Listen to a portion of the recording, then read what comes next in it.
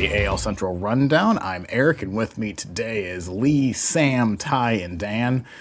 And after 4 months of no baseball, we finally had actual live baseball games to watch, and it has just been refreshing. I will take all of the minor league players that I will never probably see again as much as I can this week. It's been really fun. So I've been incredibly obnoxious to Lee in our Discord group because Ryan Kreidler is hanging on to a roster spot with the Twins, and he's done like four just baseball things that I'm trying to turn him into an MVP candidate. So that's been really fun for me. He was 2 for 2 against the Minnesota Golden Gophers, and yes, that is a college team, but I don't care. It was fun. He was 2 for 2 and made a nice play, and then today he had nice play. So I'm gonna ride that joke as long as I possibly can. Hoping he makes the team. But that's been my impression of spring training so far. What have your guys' has been? Well, the Tigers lost 20-3 yesterday and then tied the Orioles, so it's been going great. Woof. Yeah. It's all so it doesn't really matter. But my excitement couldn't be any higher. We had Salvador Perez hitting a home run in his first first spring training at bat this year. So feeling pretty good about things. And apparently the Royals had their first successful ABS challenge earlier today. So that'll be an interesting wrinkle this year. One of my favorite players to complain about, Nolan Jones, had 2 extra base hits yesterday. A 3-run home run and a double. So count them, 2. I hope he's not using his allotment from last year that was like 12. But if that's the case, we're in trouble. But has anyone told him that does not count for arbitration numbers? It's better than him not doing, hitting 2 extra base hits. So we're off to a good start. Guardians won both games in their split squad yesterday too, so that's pretty cool. For myself, the White Sox have started 2-0. I'm just all about the over-exaggerating what's going on in spring training games. It's been super fun. Just having baseball back, man. I'm here for it. And while we're on that too, let's of the overreactions, I think we can just say Murakami, who is now in a Chicago uniform with a single against Major League pitching. There you go. That's how he looks, everyone. He can do something. He did it. Had a decent game, I think. Like, he hit a pitch over 95 miles an hour, which I know was a big thing. Now, again, this is all complete overreaction for just one singular playoff or one singular spring training game. But I don't know what I was thinking. He's a lot thinner than I thought he would be. Is that rude to say? And then Suzuki's just absolutely... I don't know know that one doesn't count because that was he's great. To cut that. He still had to hit it far. So, like... I'm not saying anything about it.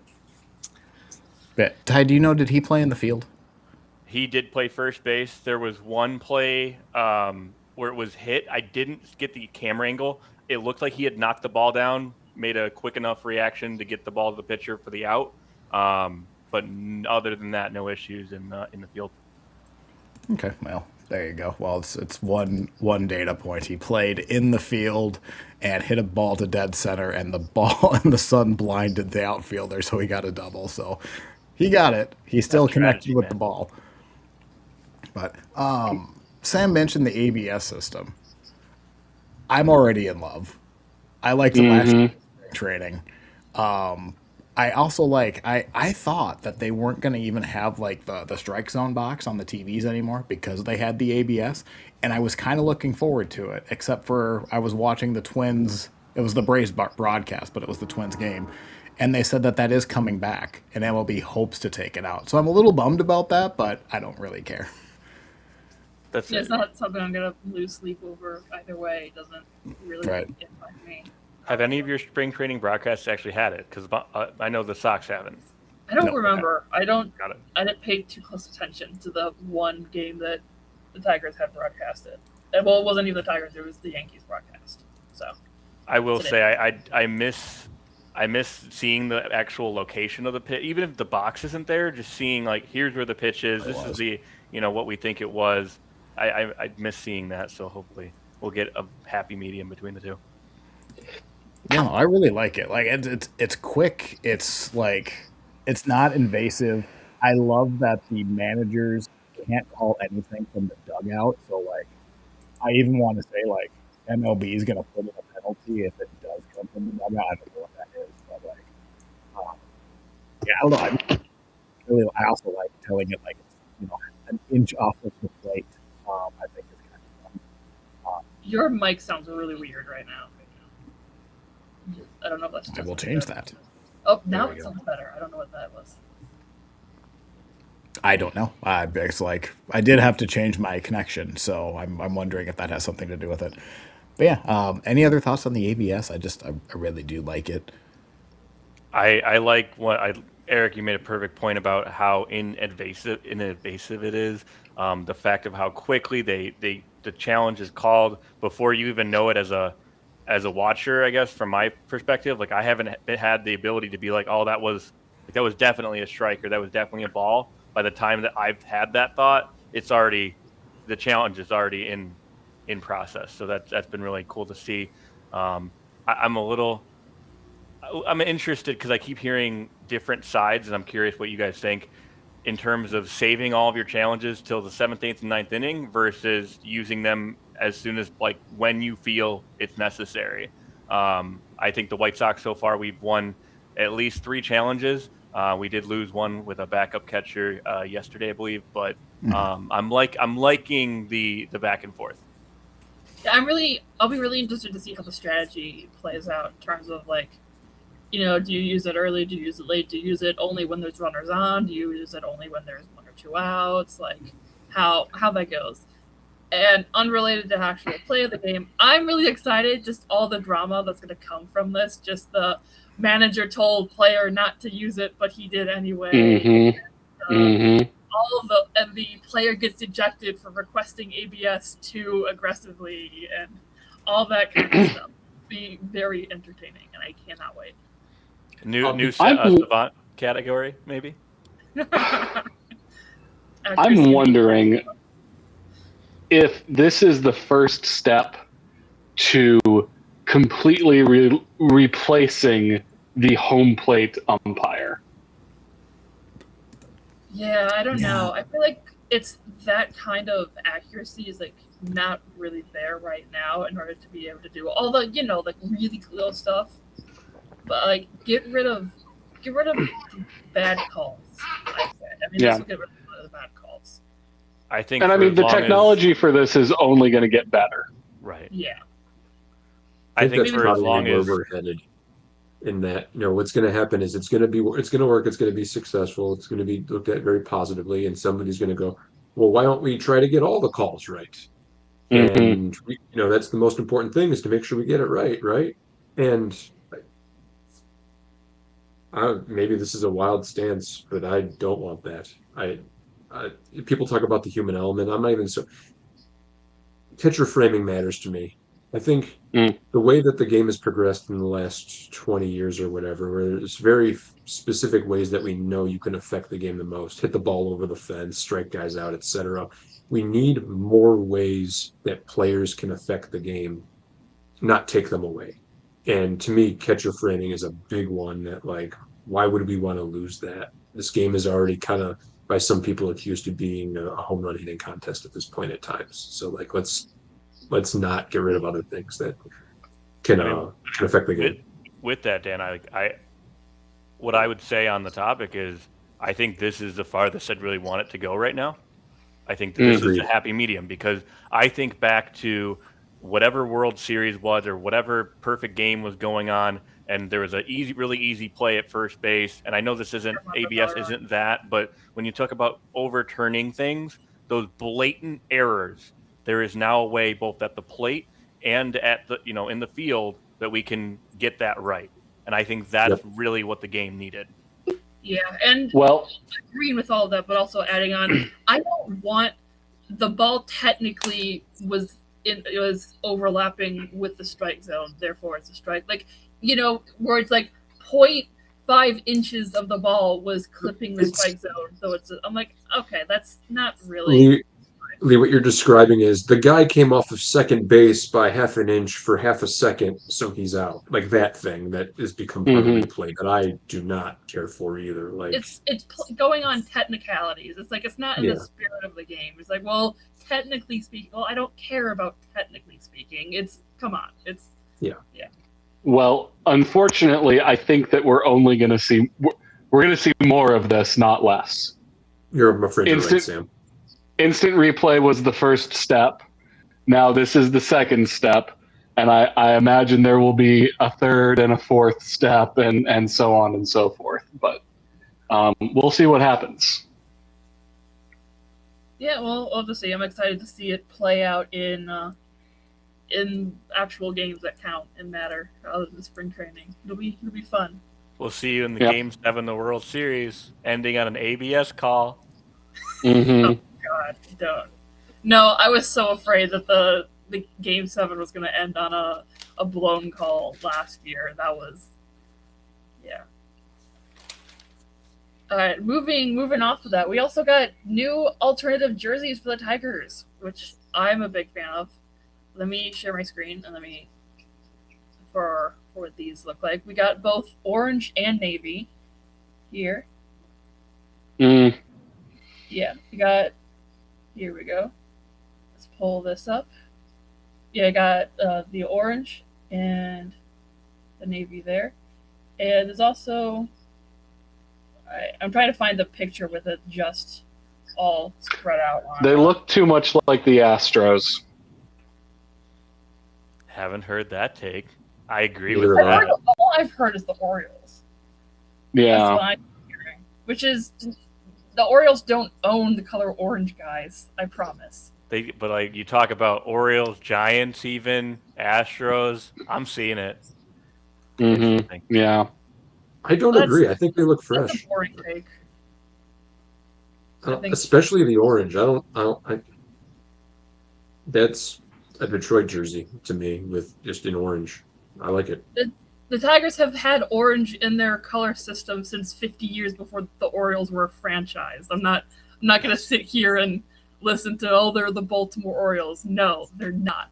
But people have wanted different colored jerseys for a very long time. This has been like a thing that people have wanted because we only had the grays and the home whites, right? Which is we're the only other team besides the Yankees to not have different alts. Now we got two. They got the navy with the Detroit across the front and the letters, and then with the gray pants. And I really like the orange and navy piping on the pants on both of these, and then the orange jerseys with just the D on the front and the white pants. But I really like both. I really like the navy more. I was really afraid that they're gonna like overcomplicate these, right?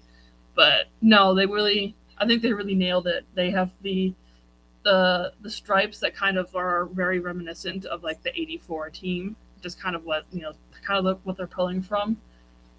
And I also had, yep, yeah. This I remembered I did have this. This is what I had I got this as a kid. They've been selling stuff like this, but they never had like actual jerseys and those kinds of things for that the team was wearing. But they kept selling the stuff, and I think the playoff games they would have orange out. We're like, all right, everybody, wear orange. You don't sell orange merch enough. The team does not play orange. Stop trying. So the orange out wasn't really working quite as bright as well. But apparently they've been working on these for a while, and it's very fun to see. Apparently they're going to be playing the home orange on Fridays, and then the away navies on, I don't know if they had specific days or anything, but yes, I am very excited for these. I like the navy best, but yep, those are the jerseys. Yeah, I don't know how to. Okay, there we go. Yeah, they're not. Stop saying that they look like the Orioles. They don't own orange. We have orange. The Orioles look like the Tigers. There you go. Exactly. There you go. Yep. All right. We want to go on to a little bit of news, right? We can talk about Rhys Hoskins now with the Guardians on a minor league deal. Yeah, I could take that. So last week I came on the show and we, talked about in general off seasons and graded them, and we're pretty hard on the Guardians. And one of the things I kind of said was, you know, it could it makes people when it comes to help that fine in and of itself. Four grades we gave the Guardians weren't necessarily just about spending gobs and gobs of cash. Bringing in Rhys Hoskins on a minor league deal is the exact kind of move that I was referring to. This is a very, very low risk move where if he makes the major league team, he makes $1.5 million, which is fine. It's well within their price range. Obviously, it's within any teams. But at the same time, he was signed to a minor league deal. They have no obligation to put him on the roster at all if it doesn't work out. So their concern of blocking their young players, the only way that a young player gets blocked is if the young player is being ineffective and Hoskins is being effective. We're going to talk about it later, talking about Guardians, about spring training questions in general. There are a long list of potential players, young players that could play in the Guardians outfield. And I think that probably just got added to with Hoskins potentially playing first base. He is a first baseman DH by trade, but he is a player that has the opportunity at his peak to hit 30 home runs for a team. Now, his last 2 years have been, down years in comparison. So I don't think it's a foregone conclusion he'll do that. But it's a really good low risk move for a guy that maybe could return to form. Or at minimum, even last year, he probably would have been, his stats from last year would be like the third or fourth most productive of any Guardians hitter. So he's also not a platoon guy. He can hit both sides just as well. So, if he makes the team, I'd see him playing first base a lot. Kyle Manzardo isn't necessarily a great first baseman in himself. Manzardo would slot over to DH quite a bit. And then, like I said, the rest of the outfield can be sorted out from the remaining guys like CJ Kayfus, George Valera, Chase Stillwater. I have a whole list I'll leave later. So I'm enthused by this. It's not a foregone conclusion that it's going to definitely help the club, but it's the right kind of low risk move that I was hoping that the Guardians would have made all winter, basically. Dan, my question, the first thing that came into my mind was, is there any potential of him being a bench player for you guys? I think they're going to have a lot of players. I don't think the Guardians are going to traditionally have four guys that sit on the bench most days and don't play a lot. I think they're going to use the entirety of their 26-man roster routinely, just the way that things are shaping up. So I don't know that if Rhys Hoskins makes the team, I don't know that he'll play 150 games, but I also don't think he'll play 30. I think he'll be in the mix with guys like the ones I just mentioned that play 100, I'd say, give or take. Makes sense. Thank you. So he got hurt in 2023. What was that injury? Do you know off the top of your head, Dan? I don't. I can find out. He obviously missed the whole season that year. There is the potential there of that injury. Torn left ACL. Torn ACL. Yeah. Okay. Yeah. So he missed an entirety of a year. He hasn't been the same player since. Obviously, Philadelphia, I don't want to say gave up on him, but he wasn't on Philadelphia anymore. Yeah. Let's say he did miss half the season. He did miss half the season last year with a sprained thumb too, which isn't great when your sole reason for being on a major league roster is hitting, and your thumb now hurts. Like, that's not great. Now it's just a sprain, but I mean, he also to did be get fair, replaced by Andrew Vaughn, not opening that. With that bad thumb, if you extrapolate his 90 games to 150, he had 20 home runs last year, and his walk rate was still really good. So there's some good bones there you can work with. I'm not, like I said, I'm not like writing him down in pen in the Guardians lineup moving forward. Like, there's the opportunity that this doesn't work out, but the Guardians have afforded themselves the opportunity for it not to work out and to lose nothing from that. So, like I said, it's an excellent move in my opinion, just off of that. I mean, I do like it. This is granted, it's off a small sample size. It's 90 games, so I guess it's not even that small of a sample size. But he did have an expected batting average and an expected slug of 256 and 495 last year off of a just in general. Sorry, that's off of a fastball. He's always struggled against breaking balls and off speed, which who hasn't, right? That's the reason you throw off speed and breaking balls. But I think that was what would concern me a lot is he's what, 32. He doesn't seem like the type of player who's going to age gracefully. That he's probably just going to be done. Like he suddenly is just going to lose very quickly. It didn't happen last year, and like a sprained thumb certainly might is probably not a chronic injury. What I do think is interesting though, and now bat speed in itself is fairly new. Like they've only really been tracking at least publicly for the last like 3 years. His bat speed is below average. Typically, like power hitters, they have a higher bat speed. Like Aaron Judge and Byron Buxton and Bobby Witt all have like 80 mile an hour bat speed, and his bat speed is slightly below average. So I'm curious how that works out, or if it matters at all. Like I said, we're still learning how to use bat speed, I guess. I guess the I think alternative ultimately to that just is if you're very good at hitting the good part of the bat, that's how you generate power. So I'm Well, I should just say, I'm speculating that, but that would make sense to me as well. If you're not a high bat speed guy, this is the other way you would do that. you just find the barrel, which he Yeah. does. Like you look at the sweet spot on the side of the screen here. Oh His yeah. sweet spot and his at line and hard hit rate are above average. He doesn't chase, which you would kind of expect. He's not a three true outcomes player, but he's close to a true outcomes player. Yeah, I don't think you can hate this signing really. Yeah, no, yeah. I mean, it's a low risk, mid reward. I guess not really. I don't know how much high reward you'd say, but like, I mean, like you said, he'd probably be like the third or fourth best hitter on last year's Guardians team. I mean, it's a minor league deal, which I'm surprised by. I thought he would have gotten a major league deal. I mean, there's really not much more you can ask for out of a deal like this. I mean, right. I feel like you could have gotten an outfielder for like same price, but like that's a different conversation. For what the signing is, it's a perfectly good signing. I mean, they found a cleanup hitter. He is just a Actually. prototypical cleanup hitter. They did it. Like that. That's good. Yeah. Yeah, and I agree an outfielder would have been better, but they specifically like something about Hoskins, and so they're going to maneuver the roster in such a way that they'll make that work, I imagine. All right. Well, I suppose we can go on to the not great news. So the Twins got literally into their third inning of live BP before they lost their first player to injury. And it was one of the three players I said they would be screwed if they lost. So Pablo Lopez actually is having Tommy John surgery on Wednesday.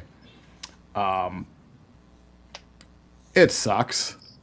What's weird about this is the I guess if there's we'll talk about this when we get into the spring training questions later in the show, but if there's a theoretical area of this roster that has depth, I guess you could say it's the starting rotation. Pablo is one of your two proven, I guess three, depending on how you feel about Bailey Ober this year. He's probably your best pitcher, or at least I prefer Pablo over Joe Ryan. He's just very good. He's a smart dude. Seems genuinely likable. So like he's one of my favorite players. I'm really bummed about it. I don't know. It just sucks. He's 29 years old. They have him for another 2 years, so I guess this kind of punches his ticket to be on the roster next year. Which I think, if he was perfectly healthy at the trade deadline, I guess you could probably count against that. I guess what also sucks too is this came from Gleeman and the Geek, but so Lopez was gonna pitch in the WBC. He grew up idolizing Johan Santana, and Johan was going to be the pitching coach for Venezuela for the first time. Johan was watching. I mean, he and Pablo have had a close relationship since he came to Minnesota. Pablo even for his the start that broke the losing streak. Pablo showed up to the stadium in a Johan Santana jersey that he pulled from his closet. And like I said, Johan was like watching his BP, and like Johan was in the dugout when they pulled Pablo from live BP, saying at that point it was basically like shoulder inflammation or elbow inflammation or whatever the term that they always use before they go to an MRI. So it just sucks. What does this mean for the rotation? We'll talk about later in the show. What does this mean for their individual record at the end of the year? Honestly, if you thought this was a 75 win team, this doesn't hurt all that much. I mean, honestly, now you're 75 to now you might be 73, 74. Does that really change anything? Not really. But it sucks. You Yeah. said at the beginning of this, Eric, that Pablo Lopez was one of the players where if he got hurt, the Twins would be screwed. That would imply that the Twins were not screwed this season prior to Lopez getting injured. And I know that is meant to be a humorous statement, but it's also like, were we expecting the Twins to be anywhere near mediocre this year? Well, I think Apparently the front office is. Sorry, what was that, Lee?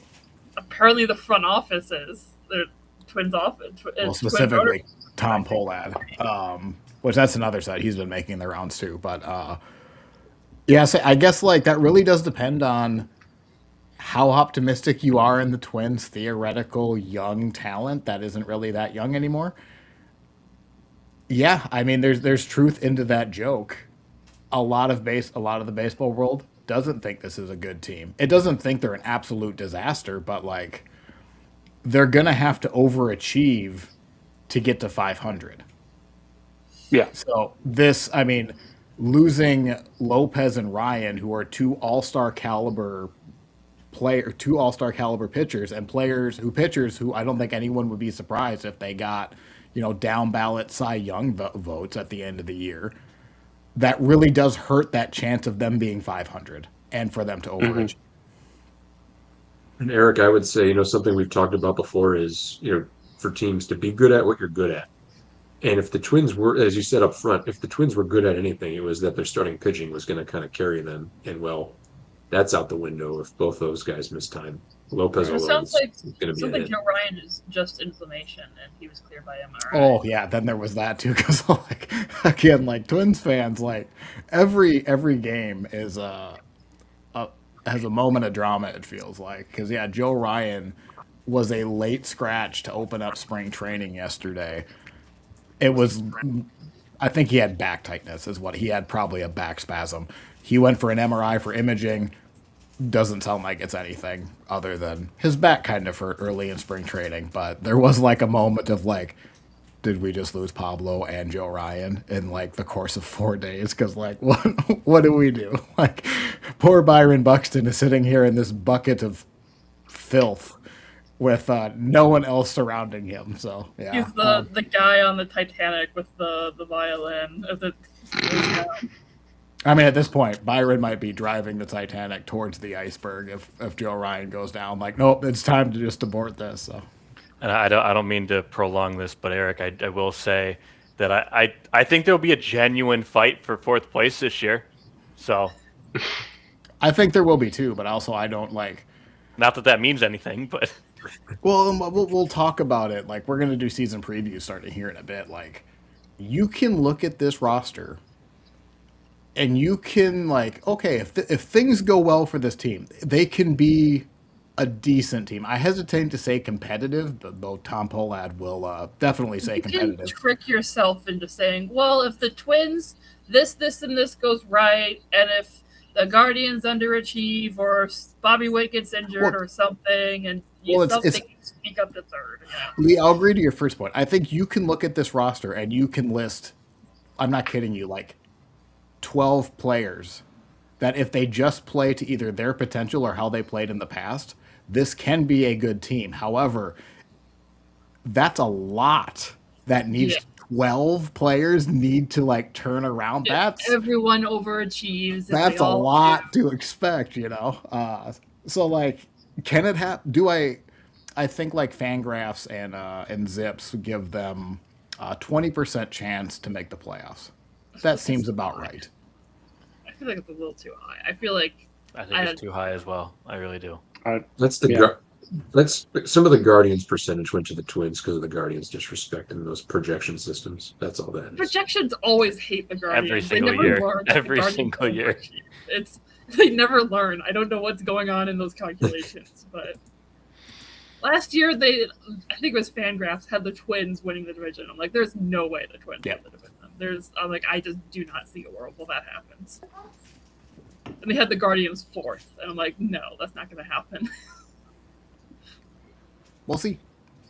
Again, I don't expect them to be good, but as you guys would expect, because clearly I am a Twins fan, I am more optimistic than probably the group. But hey, I was last year. Look how that turned out for me.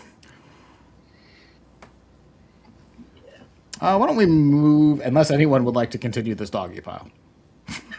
I think we've dogpiled up. Look at me Take trying to the play a horse, victim. we unloaded a magazine into it.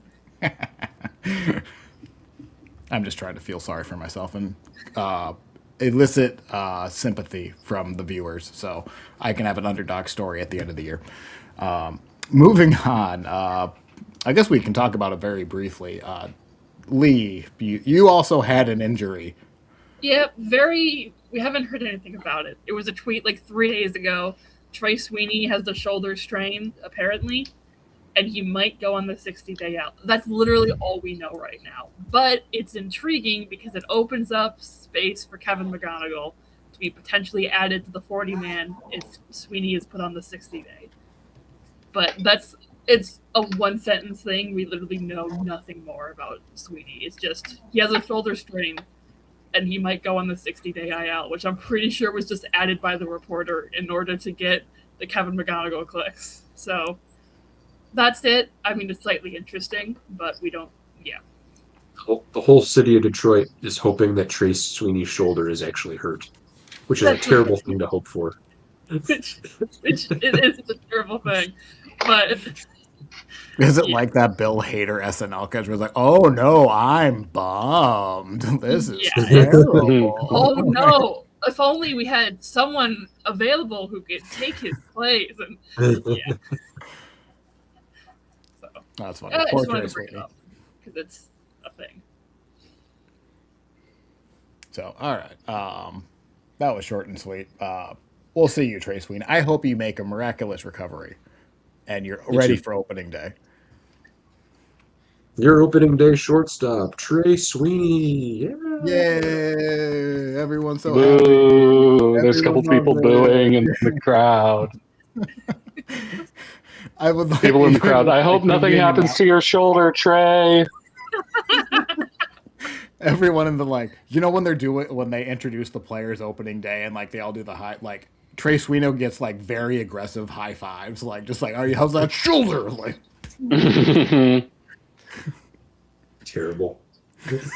No, last year at Comerica, when they did that for the players, it was the first time that Javi hadn't been booed in a couple of years because he had done well in the series against the. Don't jinx it. Come on, Lee.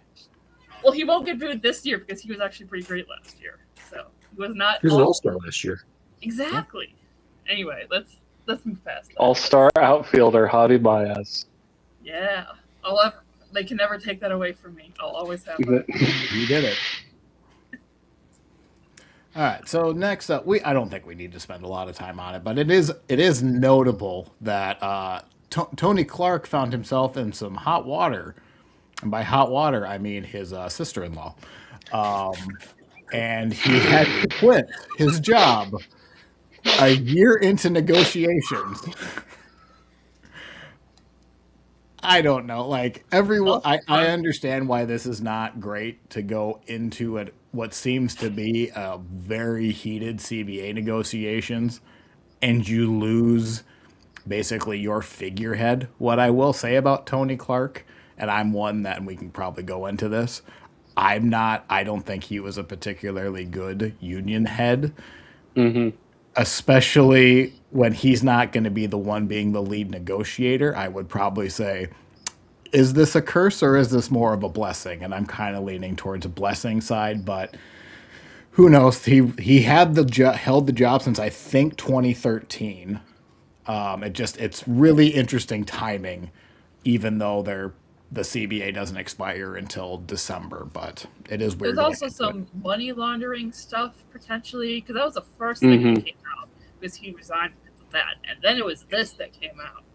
So, well, I think it was a federal investigation into like whatever the youth baseball program that they had, it was an investigation into some maybe mismanagement of that money.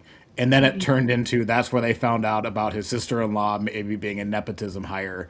And then they found out probably the reason it was a nepotism hire. But yeah. There was a little bit more than nepotism going on there. There was some deep hard nepotism going in there, quite a bit. I gotta say, I am quite proud of the internet, because when this broke, everyone collectively went, which sister-in-law and which one is worse? Is it your brother's wife or your wife's sister? And which one is the worst choice? I think brother's wife is worse, in my opinion. I think, like, for you to make that choice, I think that is worse, because then it just breaks up with, like, it makes Thanksgiving very uncomfortable. Like, for exactly. your wife, it's definitely worse for your wife to go with the wife's sister. Yeah. But, like, for you to make a choice, but yeah. Well, and I think the timing is just very, very odd to me. Very odd. Well, and I think it does seem like odd timing, but the thing is, we've got an entire baseball season between this resignation by Mr. Clark and when the new CBA, or when the CBA is going to be expiring. So, and this is something that Jeff Passan said, well, it's a lot better that this happened in February than if this happened in November or October or September. Yeah, it would be suspicious for your timing if it happened in October, but it's like it's still 8-9 months. It does sound like that was a possibility. Like, the players asked him to resign, not because of the timing reason, because of what he did or what he's being accused of. But yeah, like, there was a real possibility this was going to drag out until June, is what I think Ken Rosenthal said, and the players union was basically like, why? Like, they probably have enough to know how likelihood of the guilty is. And also, I think I think the status of, I think his status was probably more mixed among players, but he certainly had his own detractors within the players union. But, you know, how much you want to read into that, because every union head is going to have their detractors. Who knows? And fun fact, Tony Clark has a son who plays for Mizzou baseball. Of course. Yep. Half the country, I feel, plays for Mizzou.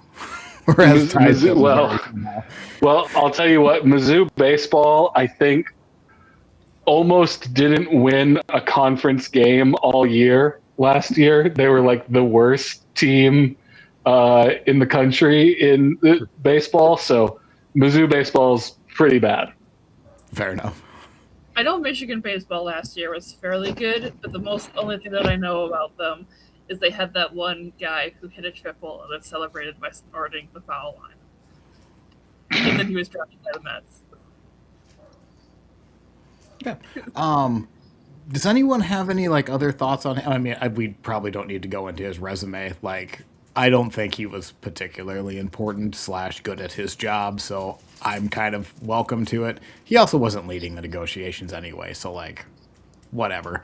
Take him and his gigantic gray beard and let him go to his brother-in-law's wife and go from there. There's no way that beard is naturally white. He's got to be dyeing it. I mean, it's Santa Claus white. I mean, it's very well groomed. I mean, good for him. One of my favorite comments was, Tony Clark will now be accepting a position as Father Time. Yeah. I do like it. I saw a comment that said, there's plenty of fish in the sea, but it's a lot easier to get the goldfish in the back of your mind. Okay, well, before YouTube hits us with some type of vulgar slant, even though what Lee said is nowhere near the category of what I hinted at 5 minutes ago, so we can probably move on. So, a majority of this episode, or probably the majority of the spirit of this episode, is spring training games started. With that, inherently, every year there are just questions that need to be answered, whether it's position battles or who's healthy or what have you. We're just going to take the last half of the show and just kind of address those questions, but probably whether it's what the team is looking for or what we as fans are looking for. And we'll just do it in division order. So because of our, again, this is where I would make the joke about we would be talking to Lee, but she has to go second because the Tigers completely failed at baseball the last 3 weeks. So Dan, as the division winners, the defending champions, why don't you talk about your questions? I want to thank you for that lovely intro first. I Anytime. really appreciate it. I came up with 3 questions that the Guardians are going to try to solve over the course of the next 6 weeks or 5 weeks, whatever it is, spring training. And kind of the biggest of this I already alluded to with the Hoskins signing. Here are a list of players on the Guardians in spring training right now that could potentially play in the outfield for them on opening day. Stephen Kwan, that's an obvious one. George Valera, Chase DeLauder, CJ Kafis, Angel Martinez, Nolan Jones, Jonathan Rodriguez, David Fry, Juan Brito, Daniel Schneemann, Stuart Fairchild. That's 11. I saw Ty trying to do the mental math there. That's 11 different players for 3 potential spots. This is, Ty, why I say you're probably going to get a mix of guys early in the season in particular. But my point being, you can only take so many to opening day in the first place. And so Kwan is obviously a lock as long as he's healthy. One thing that also came out this week is that there's the potential he could be playing center field some this year. And so that's kind of a shock in and of itself. Kwan, it feels like they purposely have not played him in center, even though he played center field in college and he played center field in the minors. I think there's 2 elements to that. One is that he is such a sure thing in left field, Gold Glove caliber left fielder. Why mess with that? And secondarily, he's kind of battled some hamstring issues throughout his career dating back to college. And so putting him in center is a little bit harder on his body. It seems like when your choices are putting Stephen Kwan in center field or putting Chase DeLauder in center field, you're making a decision of which of those guys is least made of glass, and Kwan is the answer in that case. Anyway, you've got these 11 names that could potentially play in the outfield, and we're going to need to figure out 4 of them to make this roster. And I think it's really interesting, especially with Hoskins potentially making the team now. That pushes CJ Kafis, who could have been playing first base more so. It's what his natural position is. He could be in the outfield now as well, more so. So, a lot to be determined. I'd say that probably right now, DeLauder, Valera, and Jones would be kind of the ones that you would expect to make the team, but all those guys are left-handed. So they're probably going to want at least one right-handed hitter. Obviously, Fry's going to make this roster too. There's a lot to sort out there. And so I'm kind of my head spinning thinking about it now in and of itself. If you were the GM and you do not have 6 weeks of spring training baseball to make this judgment, who are at least the front row? Opening day or opening week, who's in the outfield starting? Opening day, Juan is in center, DeLauder's in right, and I guess Valera's in left. Those are the 3 guys. DeLauder and Valera are the 2 I keep alluding to in on this show because they're the 2 I think that have the most potential to make something here. So I'd want to see those guys on opening day, especially if we're trying not to block our young, talented players with potential. Those are the 3 I'd go with. If we're facing a lefty, David Fry probably replaces George Valera. Why do I want CJ Kafis? That's the name that keeps popping up in my head. Kafis is a good player. He came up last year. He showed a little spark when he first came up. His overall numbers weren't awe-inspiring, but he looked like a professional Major League Baseball player. And I do think the Hoskins thing makes this situation a lot more muddy because he's a first baseman by trade who can play the outfield if needed.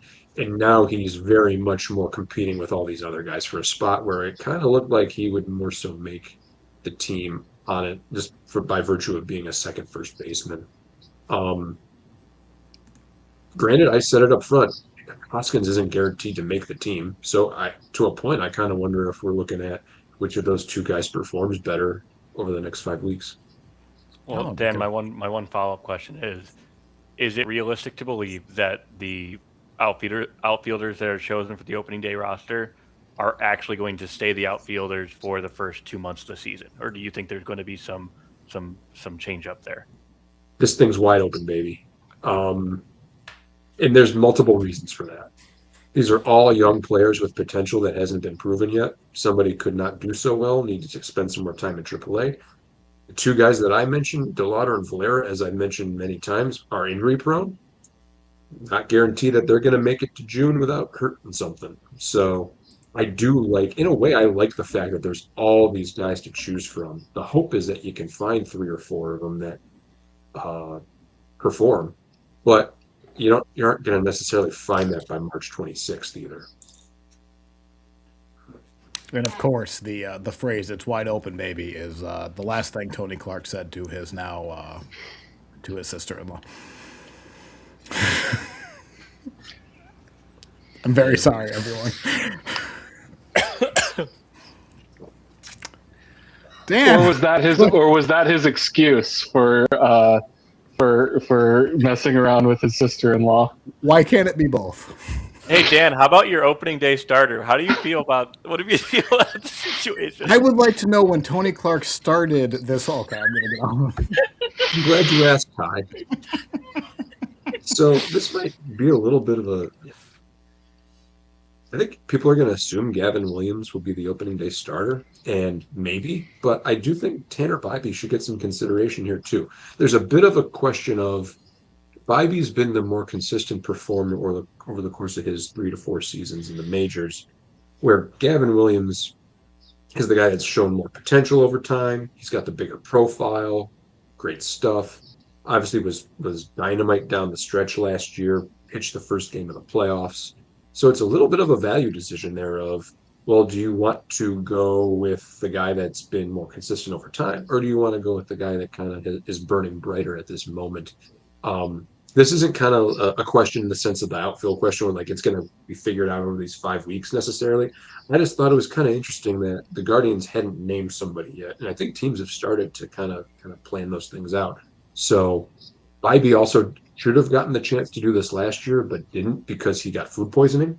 So I don't know if maybe they throw him a bone because of that. But Oh, that's right. yeah. I forgot about that. That was a yeah, thing, he, wasn't it? he always eats Chipotle on a game day, on his start day, and he did, and he apparently somebody put something in the Chipotle because it was not pretty. Wasn't that in yeah. Kansas City? We were joking about Kansas City poisoning. It Yes, it was, was. yeah. Sam was at the game. I was, if I'm not yes. mistaken. Did you poison it, Sam? Was that you? You know what? I've been to some pretty gross looking Chipotles in the Kansas City area, so that doesn't surprise me in the least bit. And then lastly, my last question was about the Rule 5 draft. The Guardians had taken a Rule 5 draft pick in Peyton Paulette and took him from the White Sox. So thank you, Ty. Appreciate it. Paulette is a second-round pick from the White Sox in 2022. Great fastball and slider are his best pitches. And quite frankly, he was pretty effective in AAA last year. 343 FIP in 64 innings. The bullpen is kind of like the outfield for the Guardians, where they've got a bunch of guys. It's a little more established. You've got Gaddis and you've got Smith and Heron and Armstrong, but the last couple spots are a little bit up for grabs. The Guardians signed both Connor Brogdon and Colin Holderman over the course of the last winter. A couple of things they did via free agency on the fringes. Trevor Stephan is a player that they committed to multiple years ago, had Tommy John, hasn't been able to bounce back. He's in camp. Cody Hoyer, who I believe was also a White Sox at one point, he's in camp as a non-roster invitee. So I'm just curious if they'll hold on to Paulette because they got to hold on to him for the entirety of the year on the 26-man roster if they're gonna keep him. And so, do enough of the other guys perform well enough that they decide to give up on Paulette and send him back to Chicago, or does Paulette kind of make an impression and stick? And so that's something I'm looking for over the course of the next 5 weeks as well. I will say, of any team in the division to take one of our pitchers and kind of pull out all whatever potentials left in them that we for some reason determined we couldn't do, I could see Cleveland doing it. Also, like, that's not even true for the division. If there's like 3 teams on my short list of stay off my pitchers, Yeah, Cleveland is probably second on that list. true. But yeah, those were the questions I came up with. I'm kind of curious to see how the next 5 weeks play out. It's always interesting with Rule 5 guys. Because most of the time they don't work out, but when they do, they're always really interesting. I mean, the Twins have the ultimate Rule 5 guy working out because they got Johan Santana in a Rule 5. So, like, you can't do much better than 2 Cy Youngs and, like, the greatest pitcher in Minnesota Twins history. So, Not that he compares to Johan Santana, but the aforementioned Trevor Stephan was a Rule 5 guy. The Guardians protected him the entirety of the year. He made it. He was a lot of mop-up duty that first year, but by the second year, he was pitching in the 7th inning of playoff games and stuff like that. Then he got hurt, and he hasn't been the same since. But they've done this recently with a relief pitcher. Like I said, it's just kind of going to be up to do they value kind of keeping him around versus some of the other guys they've kind of glommed onto over the course of the winter.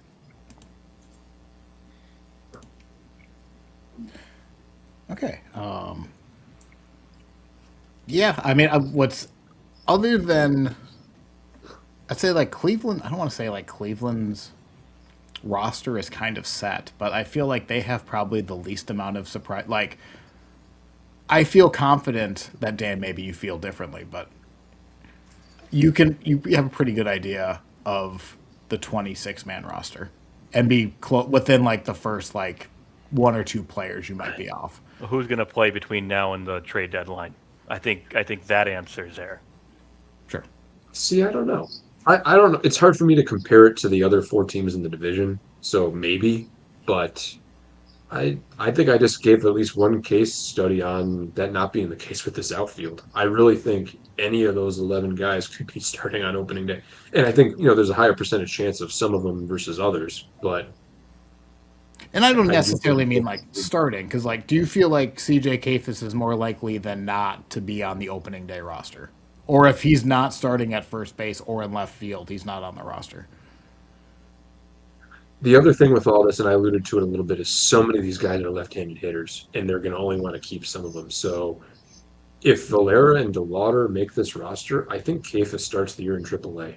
I just don't think they're going to keep all of those guys, and I think they'd rather get Kafis every day at bats. And that goes the other way around too. If something happens and DeLauder doesn't perform or Valera doesn't perform, vice versa. Like it would be the same thing in that case too. So it's that best lefty of the trio. I think they'll take 3 of them Oh, per se, but there is a limit to it. They're going to want at least 1 or 2 switch hitters or right-handed hitters on the roster as well. Yeah, just your lineup is already so lefty heavy. It's just, Agreed. Not for nothing. Like we'll talk about it with the Twins here in a bit, but the Twins have so many, just not even just left-handed outfielders anymore because they've doubled down on the bullpen. But yeah, there's something. Maybe this is just more of a league-wide trend, and this is a small microcosm of it. But there's so many left-handed hitting outfielders. It just seems disgusting. I don't like it because who are the 2 best pitchers in this division? And we can argue about who those Lefties. are, but Tarek Skubal and Cole Reagans are the ones I come up with, and those guys are both lefties. So and Framber Valdez now too. And yeah, I was about to Agreed. say, and god dang Framber Valdez, that's right. Yeah, we'll see. So, yeah, I think with that's good there. I think we can probably move on to the second place Detroit Tigers, whose jerseys Can't look wait like till the the Houston season Astros. actually starts, and then the Tigers are on top, and then we don't have to do this anymore. Oh, Lee, you're the amount of like bad karma you're sending to Detroit right now with this Hey, overconfidence. you kidding me? You know Right what? now, it's bad karma. All that's going to lead to is, well, Detroit's in first place right now, but let's not forget what happened last year. That's So true. Dan's gonna have that in his back pocket all the way until like the last day of the season. That's true. Dan can You're get all absolutely insufferable. obnoxious in the second half of the season. Oh, we're 10 games back? Well, we were last year too. Stop it. All right, Lee, what are your questions? All right. So first, it's kind of a not really a question. I guess it is a question, but there's our starting rotation for the first time in a while is pretty set. We know who's going to, barring any injuries, it's going to be a Scooble, Valdez, Flaherty, Mize, and Verlander, right? But we got a bunch of these other starters who could end up in the bullpen as long relievers, or they could end up being AAA starters. It'll be kind of interesting to see where we end up going with them and if we want to, how we're going to shake it out. Because could you go to the 40 man, actually? Because it's not just on these guys. Yeah. So Drew Anderson, he's probably going to be in the bullpen because he's getting paid $7 million, right?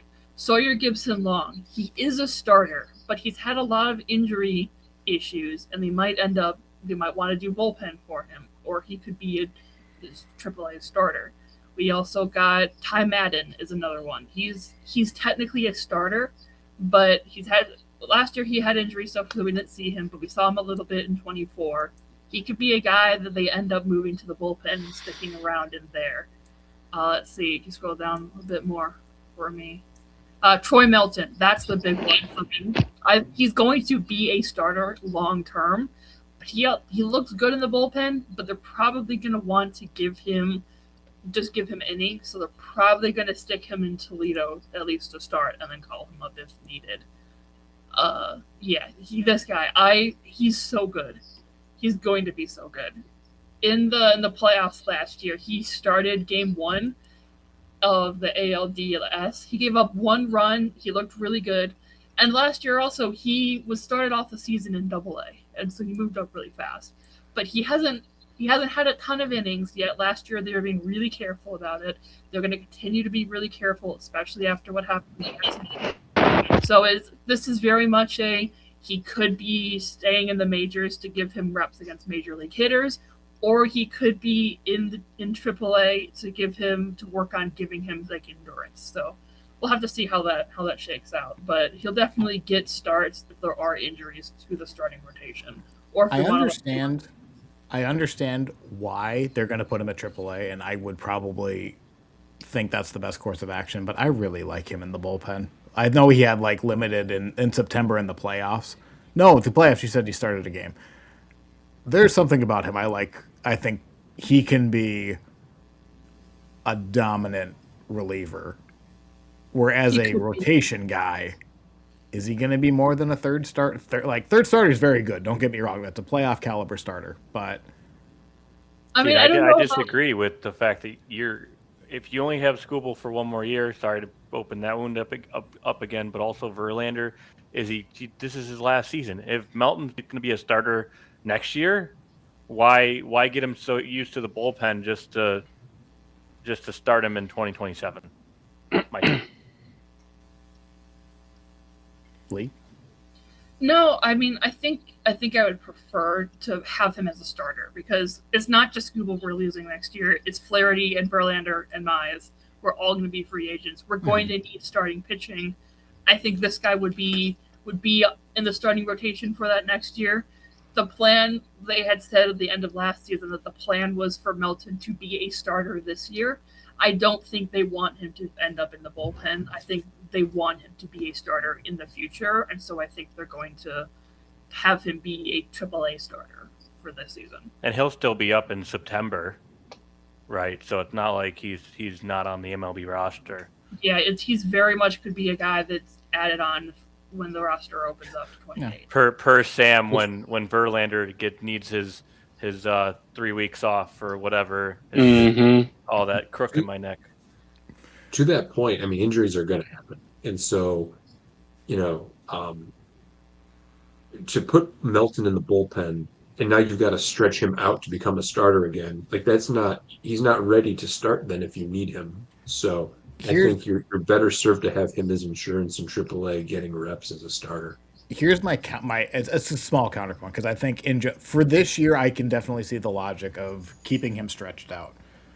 I'm going to use Joan Duran as the example for the Twins a couple years ago. Duran, I think we can agree, was about as good of a starting prospect to reliever conversion as you can ask for.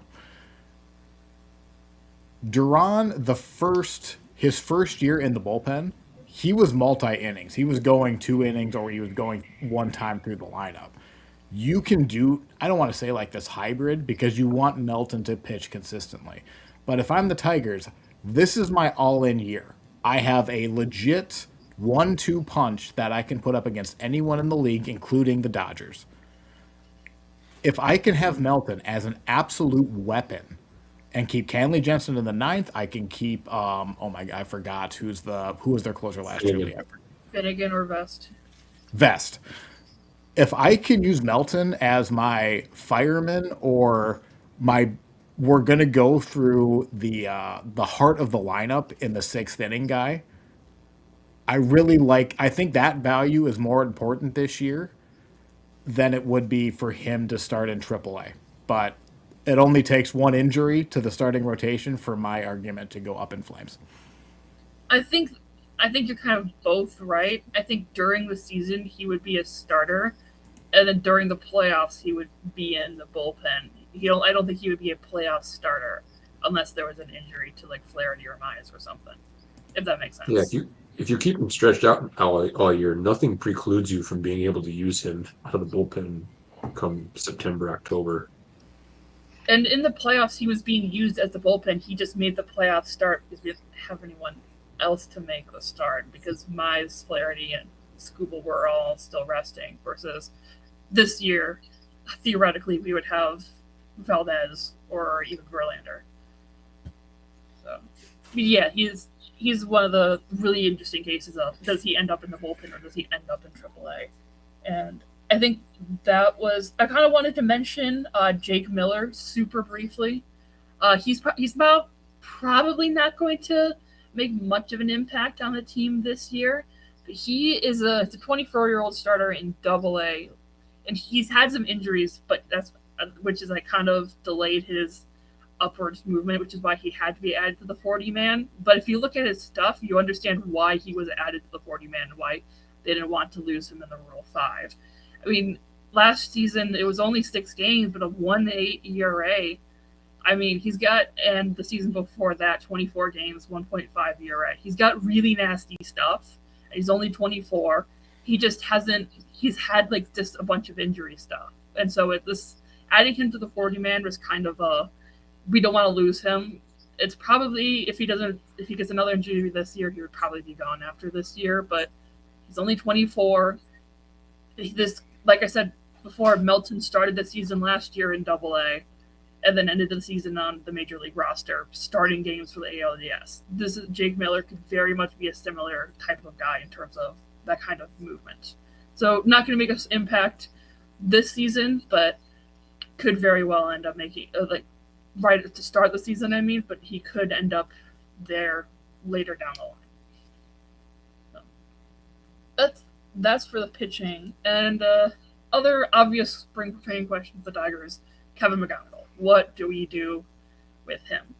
So, I mean, I think at this point everyone knows about Kevin McGonigal. I've certainly talked about him enough.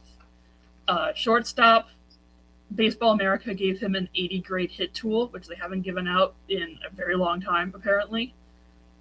He's just pure hitter. And the question is he going to be on the opening day roster? Personally, I lean towards probably no. He has spent 2 months at AA. That's not a lot of time. He needs more time in the lower levels before he can really start making an impact on the Major League team against Major League hitting. However, Trey Sweeney might be injured. We have a hole at shortstop. He's also apparently been getting reps at third. If he goes out there and he hits 500 in spring training, it's not out of the question that he ends up forcing the Tigers to add him to the opening day roster. He'll probably end up in Toledo and then come up after a couple months or something. But it's not totally out there to say he could end up on the major league team. And so that's going to be the player that everybody is watching.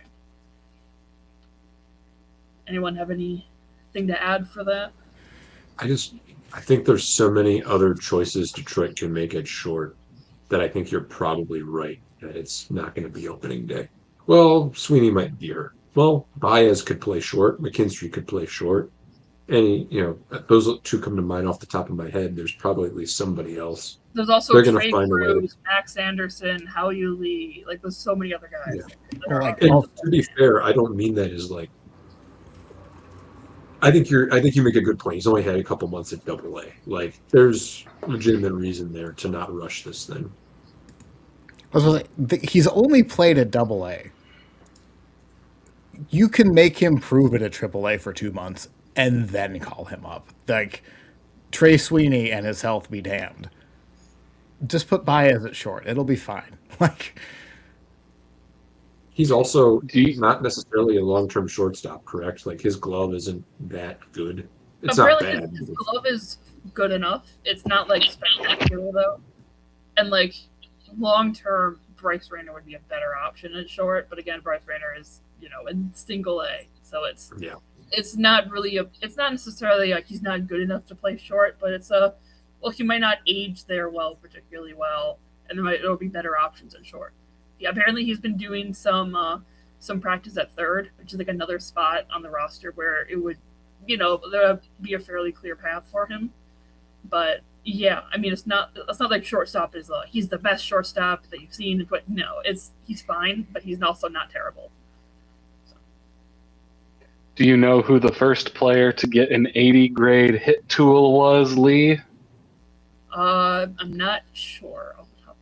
That was Mr. Vladimir Guerrero Jr. Would you like to know who the second player to ever get an 80 grade hit tool was? Please inform me. Mr. Wander Franco. All right, that's not as great of a. So let's hope McGonagall can make the most of that grading there. Yeah. And we'll see. I mean, he looked really good at Double A for the 2 months he was there. What do you want to take out of that? I don't know, but he did look really good. And then last thing I wanted to talk about was not quite as bad as what the Guardians have, but we do have a bit of an outfield shuffle. And there's just a lot of guys who are kind of, except for Riley Green, are they good? They're kind of all at the same level, and so you got to decide which ones you want to prioritize, right? Riley Green is definitely going to be on the team, obviously. So that's left field's pretty set. But then you got Wenzel Perez, Parker Meadows. Javi's been doing reps at center, so he can still play center. Matt Vierling, Kerry Carpenter, Jahmai Jones.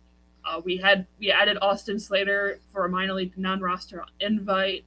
Trey Cruz can play outfield as well. There's a lot of guys who can play their way out of or play their way into a spot in the outfield. So I think, like Kerry Carpenter, for one, will he play in the outfield or will he be DH?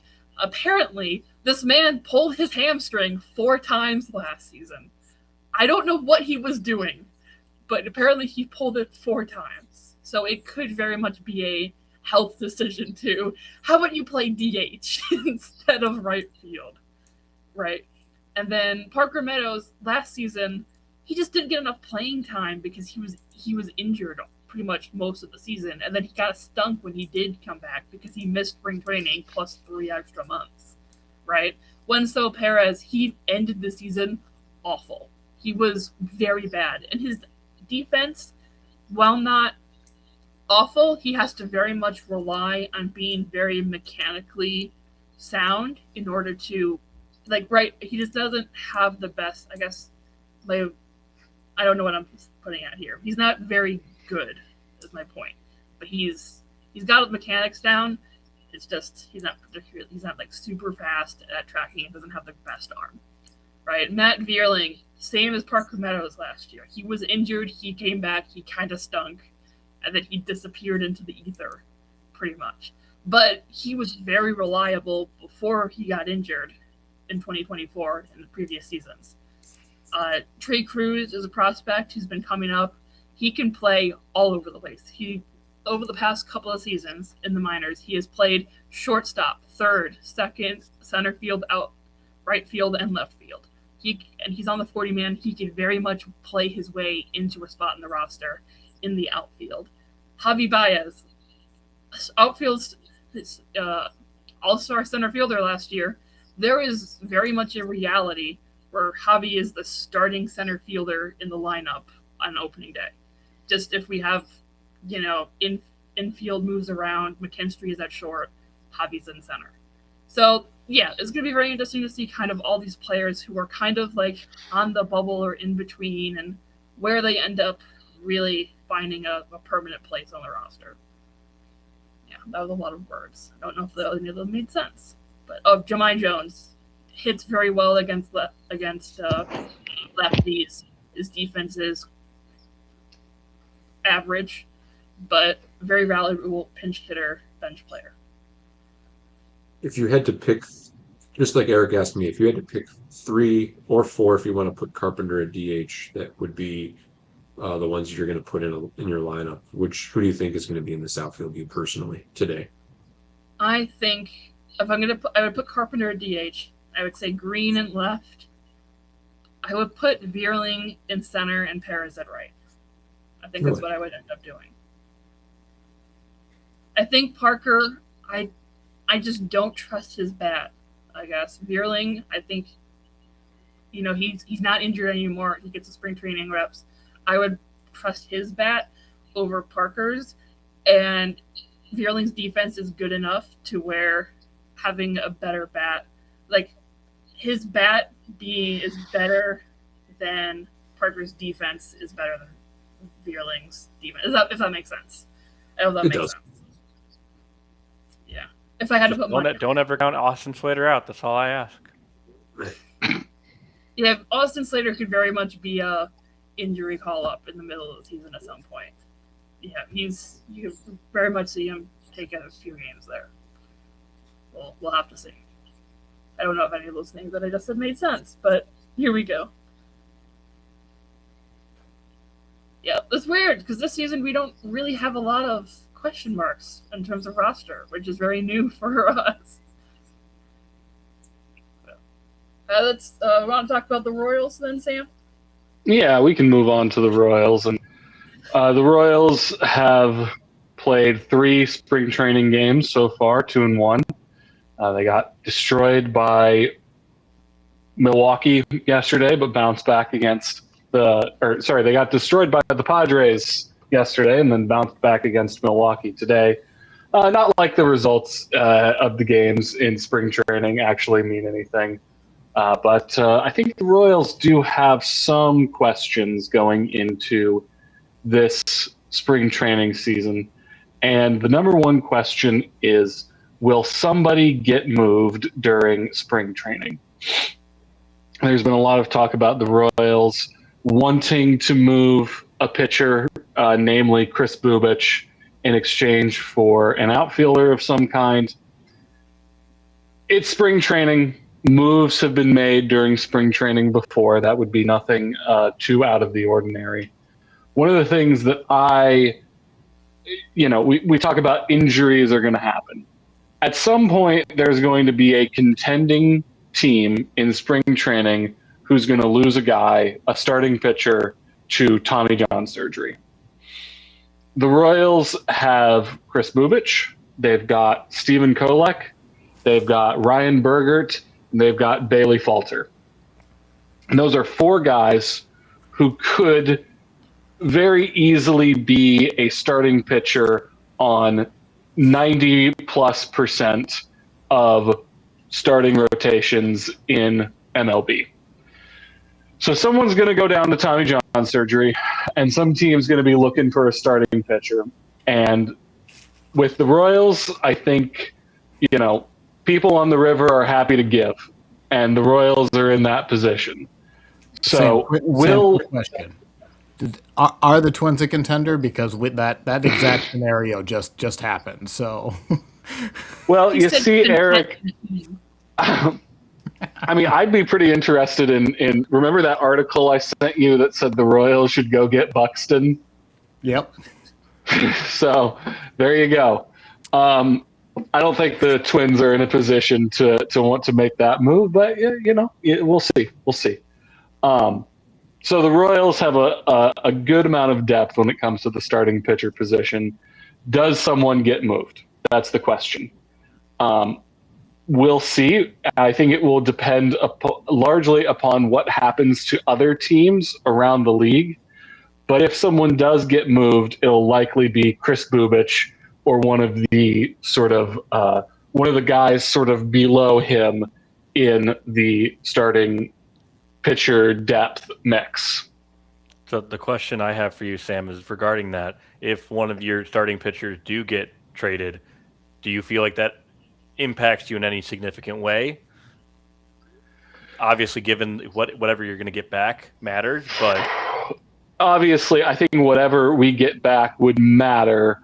Some of the guys who I mentioned there were kind of better than others. Bailey Falter was pretty bad last year for the Royals. I wouldn't be confident just slotting him in somewhere. okay. Bergert and Kolek were both, decent little pitchers for the Royals last year. I would have a bit more confidence in them. I think it depends on how those guys look in spring training.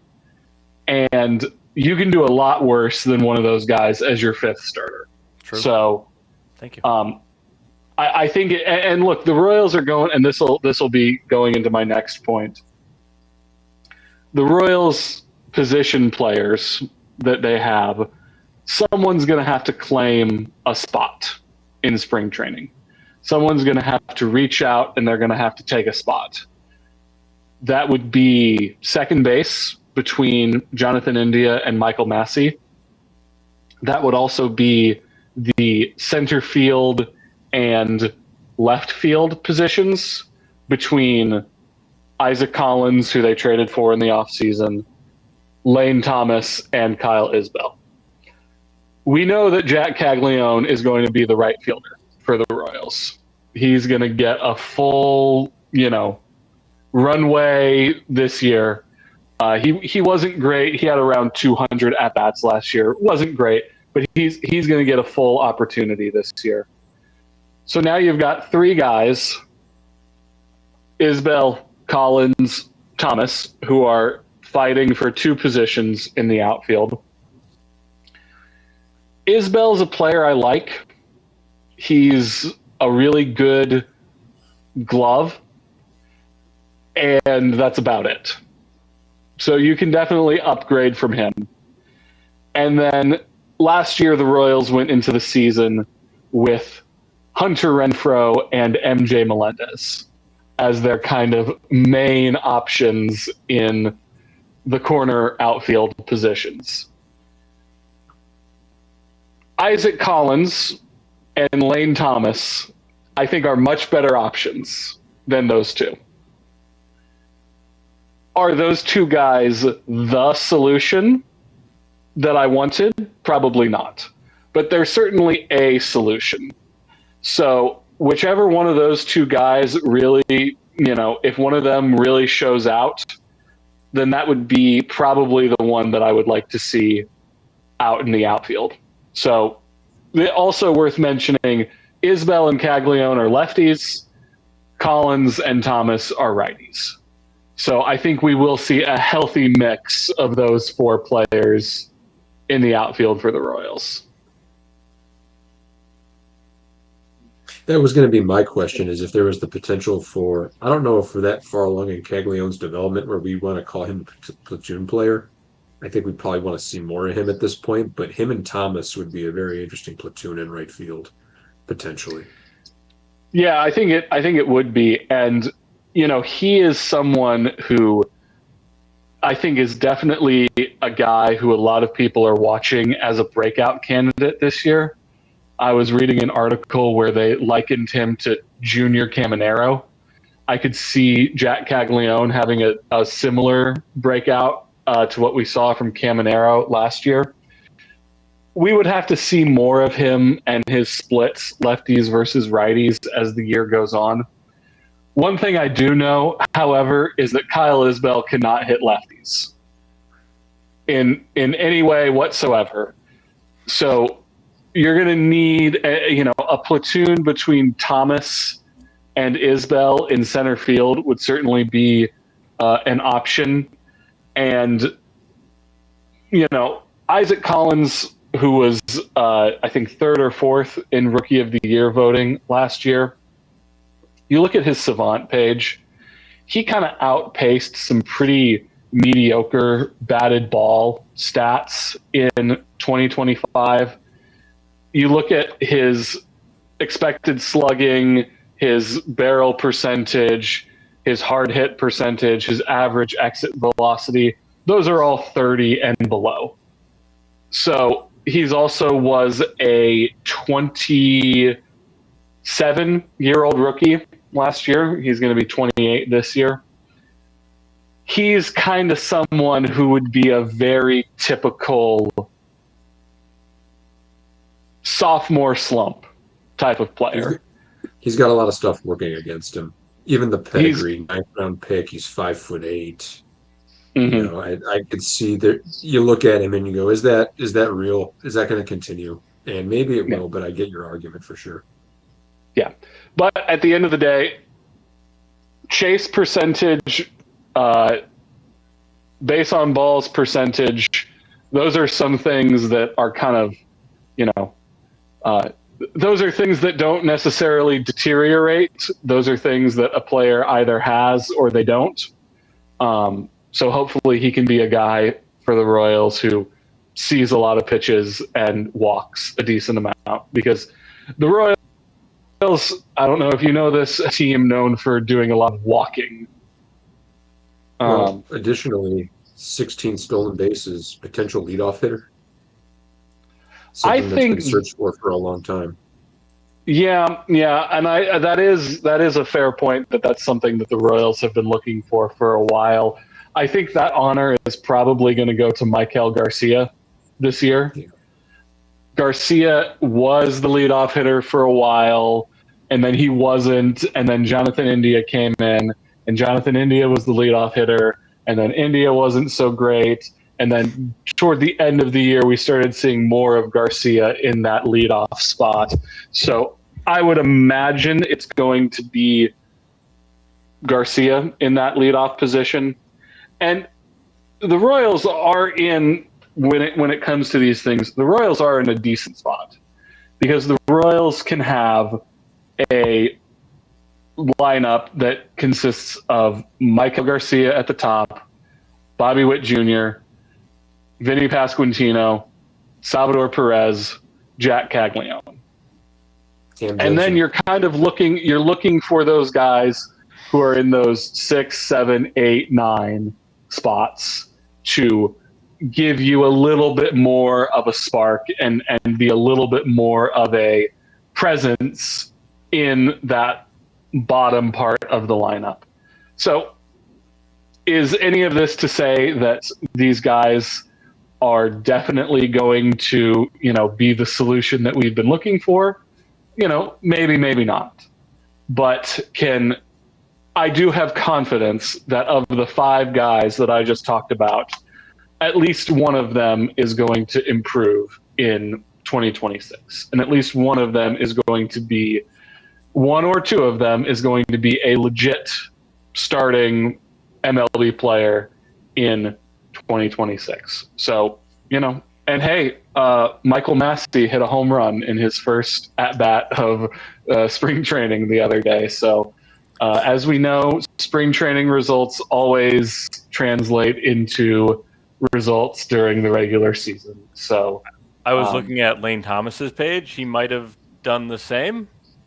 Oh, did he do the same? I saw 1.5 OPS, 1 for 2. Not sure. Okay. All right. Well, I'm not. I'll take a look at that box score and let you know. But anyway, and then my final question is going to be kind of tied to the discussion that we had on starting pitching. What's going to be the format of the starting rotation? There's been some Royals writers in the past few days who have talked about whether or not the Royals could use a six-man rotation. We know that the Royals have some guys in their starting rotation who are not getting any younger. And if you have five guys, or if you have six guys splitting, if you give those guys an extra day of rest between each start, maybe that could mitigate some of those concerns. But yeah, those are my three questions that I've got right there. Sam, just out of curiosity, has the Royals used a six-man rotation in the past? I feel like it's always been a five. Not to my knowledge, not that I can recall. I will say though, Matt Quatrero likes to be a little. He likes to get out his test tubes and experiment with things sometimes. Well, the situation warrants it, so I understand that. But yeah, thank you. Yeah. So not to my knowledge that they've ever done that, at least in my lifetime. Can I ask you a question? It's not even necessarily because he's going to be on the roster because they just extended him, and Waka obviously. So because you said that there's a lot of wear on some of the tires in the Kansas City rotation. The Seth Lugo extension. I don't know how I feel about it. I'm just curious how you and or Kansas City fans feel about it. I like that they spent money. I don't know if I like they spent it on Seth Lugo, is how I should say. Yeah, and I think, he's the type of guy who at some point down the road, people are going to look at his baseball reference page and they're going to say, oh my goodness, that guy finished second in the Cy Young voting one year? Wow. He very much is that type of guy who, he's a trivia question at some point down the road. But look, I mean, the Royals got a pretty good deal when they got him in the first place. And they signed him to a 2-year extension last offseason. I think he is solid in terms of what he has provided. Now, he did run into some injuries last year, and I think this Savant page might be a little bit underselling his performance last year, because I do think he was pretty good. And then, of course, you can see there's a lot of red on that 2024 Savant page. I don't mind it. My only concern would be when we do get into that 2028, the last year of his contract, when he's 38 years old. What is he going to look like? And is he going to be the guy who we saw in 2024, or is he going to be the guy who dealt with some injuries in 2025? Sounds like a great bullpen arm at that point. Yeah, and hey, in this economy, in these days of starting pitchers, 38. I mean, that might as well be that might as well be a rookie right there. I mean, we got some guys. I don't know, in this division, some teams are quite excited about signing some old guys to their team. So who knows? I take that as a slight. I know who you're talking about, and I don't appreciate the truth. I'm talking about Justin Verlander. Who are you talking about, Eric? Oh, was I projecting there? I'm very sorry. I thought you were talking about the Twins' suddenly ancient bullpen that they've acquired in the last 10 days. I mean, that too. I also just tried to look up. I didn't wanted to see if I missed Max Scherzer signing somewhere as well. Sorry. I saw a article or a headline today that he is apparently in talks to go back to the Blue Jays. So we'll see what. I saw too. Mm-hmm. It's fine, so we've got old man Verlander, and he's going to be awesome. He's going to win the Cy Young and make you all eat your words. Mm-hmm. Bring it on. He will, Lee. He will just have just such a great moment walking off the field for the last time in September. That's what this is all about. You understand that, right? Yeah. I feel like Um, there's something. Never mind. I feel like there's something in between the lines there, but I'm not going to try and read it. but anyway, there is those are my questions regarding the Royals, and I don't know if Eric is currently taking care of a child, so we'll see if he wants to ask his twins questions. But I guess we can maybe just go ahead to Ty, and you can ask your White Sox related questions. Absolutely. So our first question that I'm starting with is, who is our opening day center fielder? We have a couple of different options. I've tried to pay a little bit more attention to them in the spring. You've got Pereira from the Yankees. He was in their org last year, the year before. Derek Hill from the Miami organization. Acuna, who just came over in the Rhys Robert Jr. trade. And then we have our hometown hero, Brooks Baldwin. Um, what's really interesting, so we do have guaranteed left field. Benintendi / Baldwin's going to be on this roster in some way, shape, or form, realistically. He did hit a bomb in his first spring training game, which was cool to see. Then we have Austin Hayes, who's done really well so far in spring training. He seems to be, it sounds like he was injured last year. So I think left field, right field, we'll figure it out. But once again, when it comes to center field, at least how it projects with Baldwin, Acuna, and Hill, I'm really, really curious to see who actually wins the spot. I think majority of the Sox fan base is, because Acuna, I think what it comes down to is not how good defensively you are, because I think across the board, if you put all four of these guys in center field, they're going to give you approximately the same thing. I think it comes down to the bat. And obviously, Rhys Robert, you're trying to replace half of a decent offensive season. So that's one of the big questions for us in spring training is who can offensively deliver the most often of these four guys.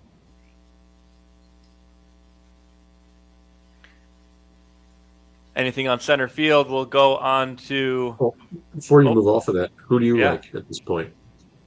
Right we've done now, it all around for us. So, who do you like? right now, I would hate to jump to conclusions that Acuna should be our starting center fielder. I want to see, like, he did chase some balls down. I see the speed. I see once again, the fielding is there. I would hate to bring in someone from another organization and just throw them out there without any proof. So I would go with Brooks Baldwin, keep it in-house, and then when we get someone to prove that they should go into center field or above him, then we'll make that move. Do you think, part of me, like, if I had to pick a favorite, in my opinion, means very little in Chicago. They just traded for Pereira. He's been a former top 100 prospect. This seems like a make or break year for him. Kind of like Jared Kelenic, who we don't have on here because I don't think he's going to play center field. I'd almost kind of cheer for him because he'd almost be like added bonus to me, but I don't know how people feel about him in Chicago. I haven't heard a lot, and I think Acuna's been the one that's been marketed the most. And once again, with his with how often he started at center field, especially in the Mets organization, it's just hard to believe right now. And this is where we really do need spring training to help provide some context here.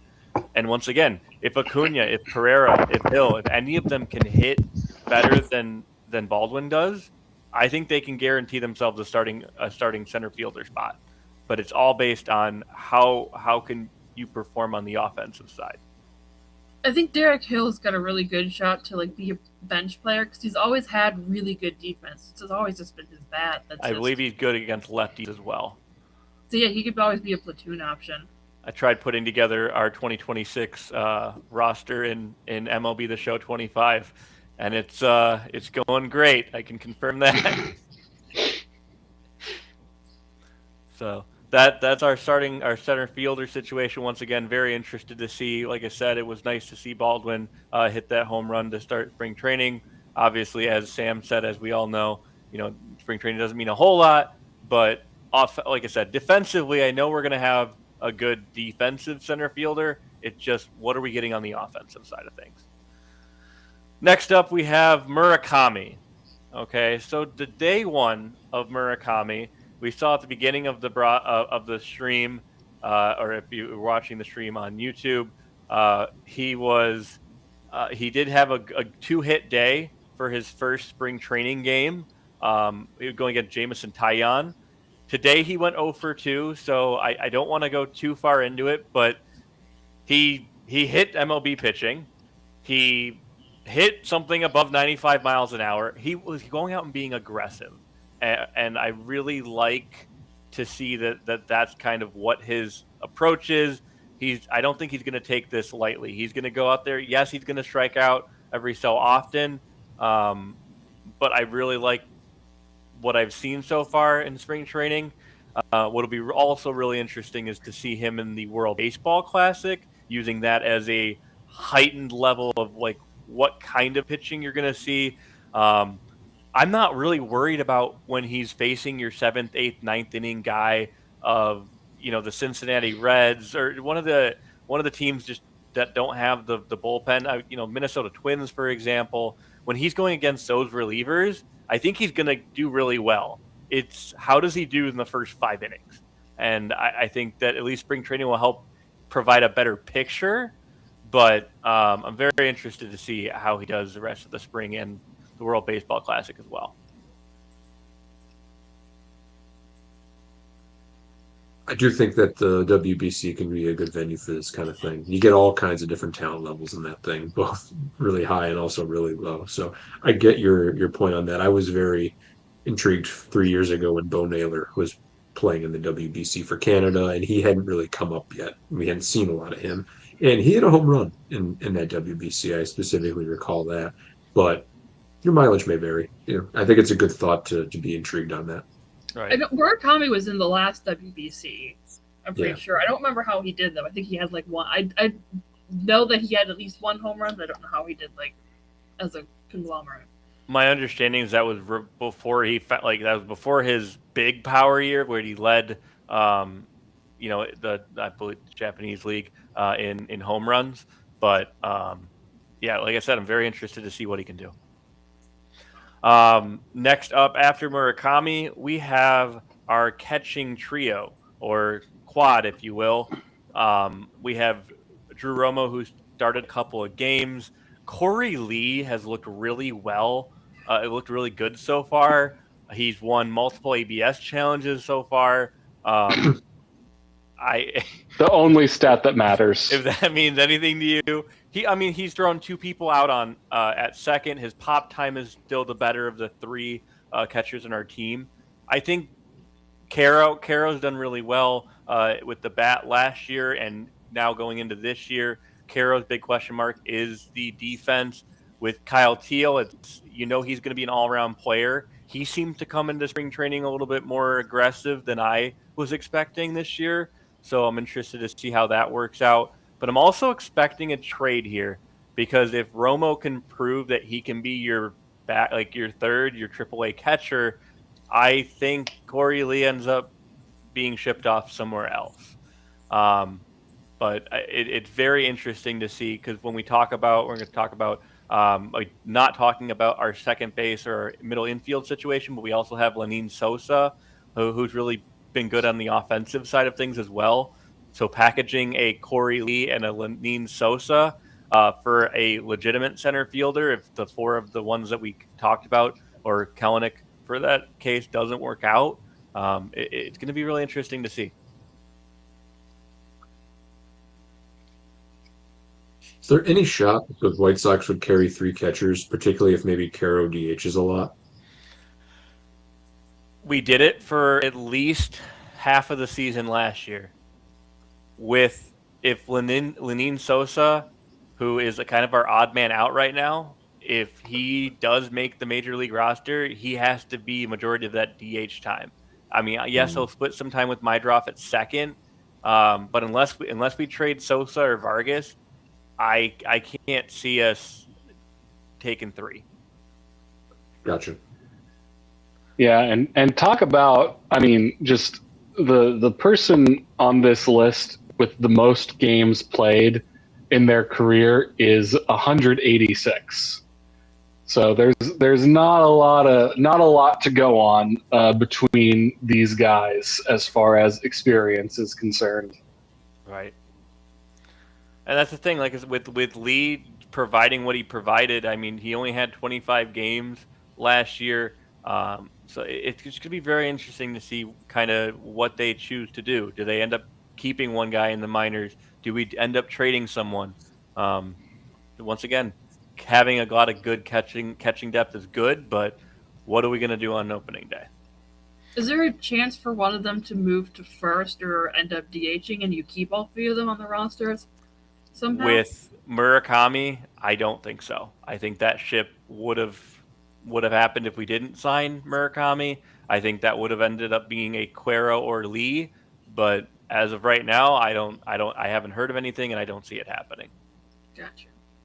We did also sign Lamonte Wade Jr. to a minor league contract, which was surprising to me based on his 2024 numbers with the Giants, I believe. So we'll see if he ends up being a potential to back up Murakami for any way, shape, or form. And it's an interesting problem because from what I can tell, the White Sox have 5 infielders for 4 spots. And that in and of itself is, because my mind goes to the same thing. Well, maybe Carroll could play first. No, because if he plays first, then Murakami can't play first. Well, you can put Murakami at third. Well, if you put Murakami at third, then where does Vargas play? Right. And I'm sure you want all those guys to get the time. So, and then on top of all of that, with the middle infielders, then you have Rock, who's supposed to go as the number 1, Rock Koloski, I believe, or something along those lines, going first overall in the draft this year. So, how does this all work out? And I think it ultimately has to end up with a trade in some way, shape, or form. Makes sense. And then last but not least, final question is, who is our 4th and 5th starters? So we have a bunch of guys. We have Shane Smith, who's realistically going to be starting opening day for us. We have Davis Martin, who's realistically like our number 3 guy. You have Anthony Kay and Eric Fetty, who are both KBO. We had Fetty before. He did well with us. He went to the Cardinals, didn't do so well. So it'll be interesting to see what happens with him. To see what happened with Kay, I haven't seen him pitch in spring training yet, but he's supposed to project as our 2 or 3, hopefully, in our rotation. So the question is, when it comes down to Newcomb and Vassell, they've been talking about being stretched out from rotation from the bullpen to the rotation. Vassell just had his first start today, threw a total of 50 pitches, I believe. Bases were loaded at one point. Could have just been the fact that, hey, it's the first day of pitching for him in a semi-major league environment. Could just be a lot of getting the cobwebs off, but didn't really like what I saw so far today. So it'll be interesting to see how he adapts based on today's performance. Newcomb I haven't seen pitch either yet, but it can be very interesting to see if we actually do go the route of stretching guys out compared to going with like a Sean Burke like we did last year. We looked at Jordan Leisure. So there's a lot of different options for that 4th and 5th spot. It's just, who are we going to use? I'm guessing there's probably going to be a lot of rotation in those 4 or 5 spots of guys just swapping in and out. So I think it's a good question, and I think the perspective is middle of the season might be different. Like trade deadline might be different than today, but I think it's going to be guaranteed. Like you're guaranteed to have Davis Martin in there. You're guaranteed to have Shane Smith in there. Anthony Kay or Fetty should be, or both of them should be in the rotation. But it's kind of figuring out like how do we stack up after that, and then what do we do if somebody goes down? So do we just throw in someone? We have Higgins Smith. We have a couple of good prospects coming up potentially. We have a couple guys coming off of injury from last year. I know we had a few people with Tommy John, so it'll be interesting to see how they manage that as well. Right. No, Do you do you see Jonathan Cannon being in the mix? I think it's more realistic that he is a 2 inning reliever at this Really? point. He's just him and Leisure, from my perspective at least, have just shown to be too volatile for a starting rotation spot. I think that this could definitely be an opportunity for them to step up and prove that they can do it, but only time will tell. Yeah, his now that I look at it, his numbers last year were not as good as I thought they were. But he's got a They've good arm both from what I've shown seen. I was very curious short stints of progress, and then they just regress right back. So I don't Yeah. know if they're just not finding it, if they're not fully healthy, what that situation is. Okay. Yeah, I guess with Cannon too, that was like the first round of like, oh, the White Sox might actually have comparable pitching. Not like good pitching, but like, oh, this is someone who's going to give you 5 innings of 3-run ball type thing. So maybe that was just our early recollection of it. So At least I will. One final comment about our pitching. At least the back of our bullpen with Sir Anthony Dominguez there now, we can pull the rest of the guys back and give them a little bit more leeway to do other things. So it'd be really interesting once again to see how it all plays out. yeah, okay. Okay, well, I think we can move on to the Twins. For anyone who is not watching on video, I have a 6-month-old in my lap who has been very good and very quiet so far. For anyone who has had a 6-month-old, though, you understand that is time that you cannot guarantee is going to last. So she's getting a little fussy. So I'm going to try to talk through her and keep her busy, but do not be surprised if I have a little bit of an audience as I'm talking through the Twins, the many bullpen arms of the Minnesota Twins right now. So I'm just going to start off with the biggest question for the Twins. What is this bullpen? And are we going to be able to answer what it is in the spring training? Because if you look at the names, and this is going to be a trend, if you look at, and I had to split screen this, StatHead only allows you to search for 6 players. Any of these 11 guys, these 10 guys, nope, 11, they can be in the bullpen. I think have a legitimate chance of being in the bullpen. Namely, Liam Hendricks, Andrew Chafin, Taylor Rogers, and then you have some guys who were in the bullpen last year, like Cole Sands, Justin Topa, Cody Funderburg. The problem is, you're being like, hey, Liam Hendricks, he was a good name 10 years ago, 5 years ago. Andrew Chafin, he was a good name 5 years ago. Taylor Rogers, he was a big name 5 years ago. They went from an inexperienced bullpen to now maybe the oldest bullpen in the majors, if you assume Andrew Chafin, Anthony Bonda, Liam Hendricks, Taylor Rogers, Julian Merriweather, Dan Adavila are going to make this bullpen, all of which have a pretty good chance. Because the bullpen of the Twins right now are a list of Cole Sands and Justin Topa. Cole Sands in that group is the only one who is under 30 years old. And I think Cole Sands is only like 28, so it's not even like he's old. The issue, there's multiple issues with this bullpen. I'm pulling up their 2025 stats, and if you look at it, for a bullpen, collectively, this is not an absolute disaster. They all at least have positive WAR results. Take with that what you will.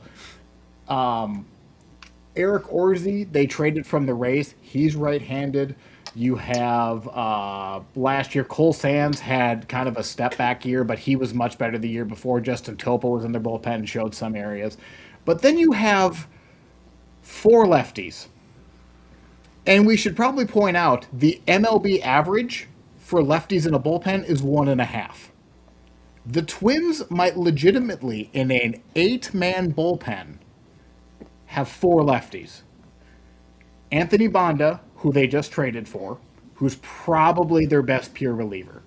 Overall, the guy you trust the most. Taylor Rogers, Cody Funderburk, who had a nice last half of the season, and then you have Taylor Rogers. All four of them, I think, are more likely than not to make this bullpen. What they do outside of lefty, like what makes that difficult is you're going to have Andrew Chafin, Taylor Rogers 5 years ago could handle righties, I think, a little bit better than you would expect today.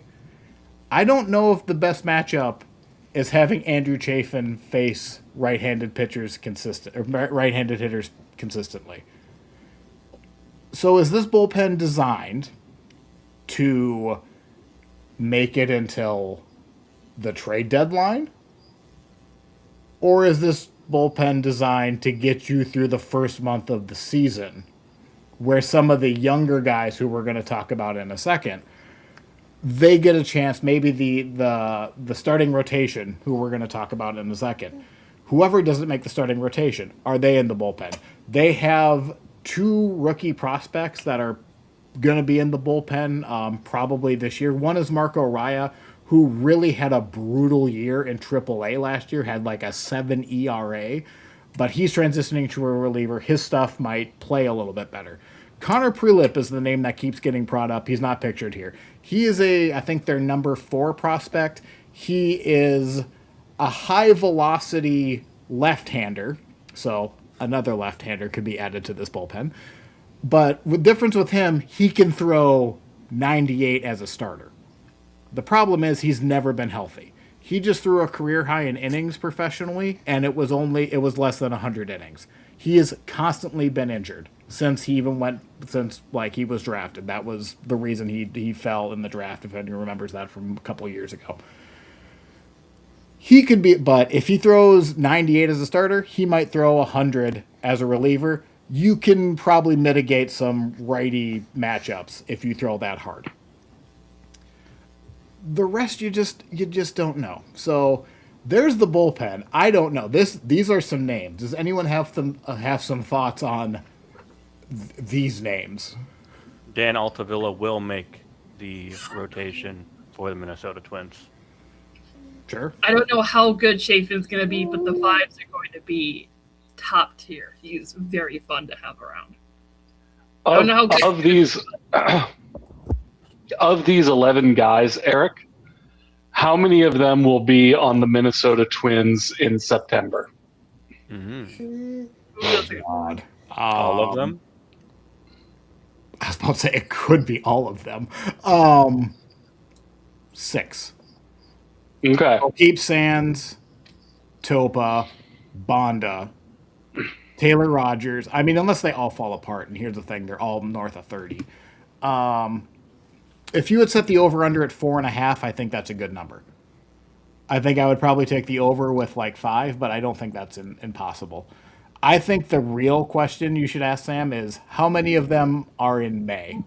Because this doesn't seem like a functioning 5-month bullpen. This seems let's see if we can get Connor Prelip ready as a reliever in AAA and bring him up in May. Let's see if Marco Raya can do, like, whatever failed starter doesn't make the opening day rotation.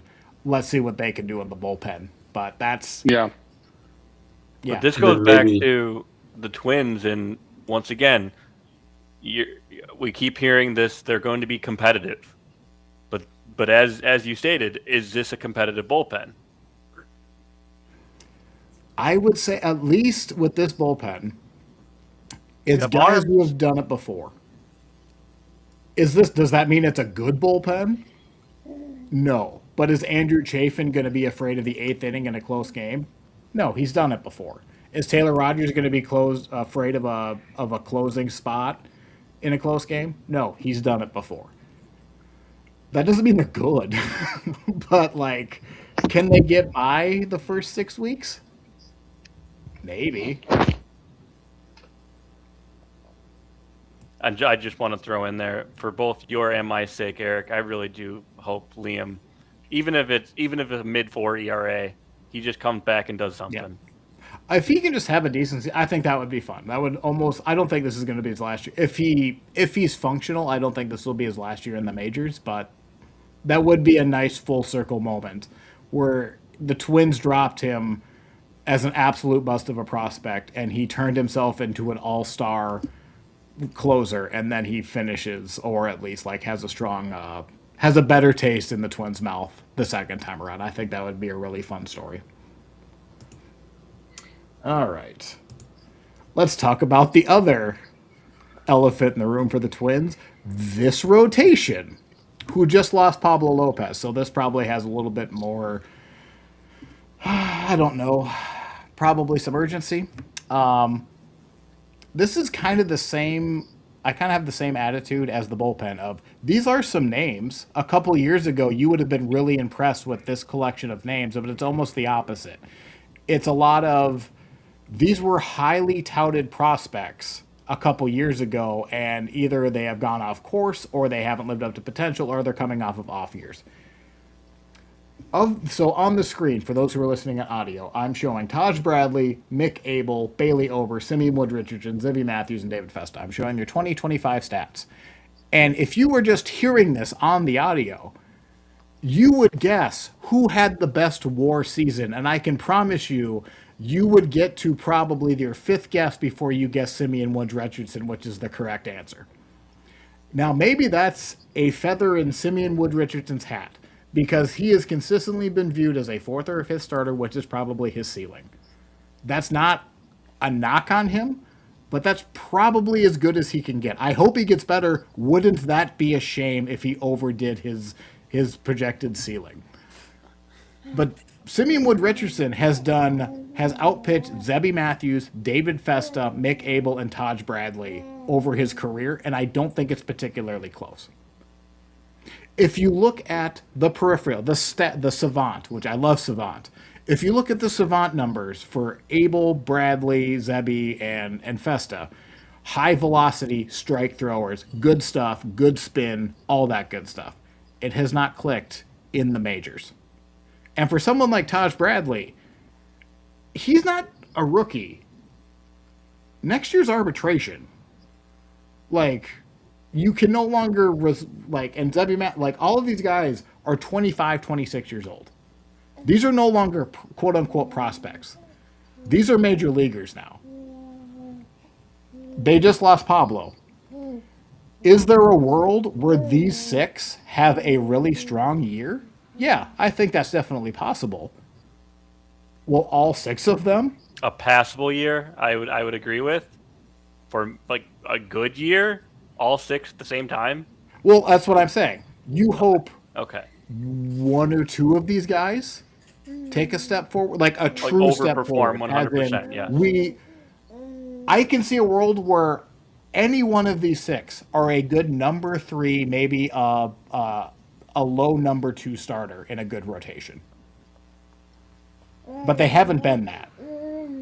So which of these six will take a step forward, and which one doesn't, in which case they're now going to the bullpen.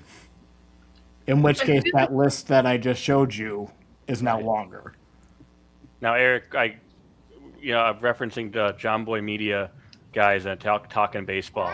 There was some talk of Lucas Giolito ending up on the Twins with Lopez going down. Would that make you feel any better? No. Does Lucas Giolito make the Twins any more competitive than they would? Like, he might. If there was, here's what I should probably say. If there was if Byron Buxton goes down for injury, and there was a Lucas Giolito caliber hitter on the market, I would say go sign that guy right now. The Twins' theoretical depth or strength of this team is the starting rotation.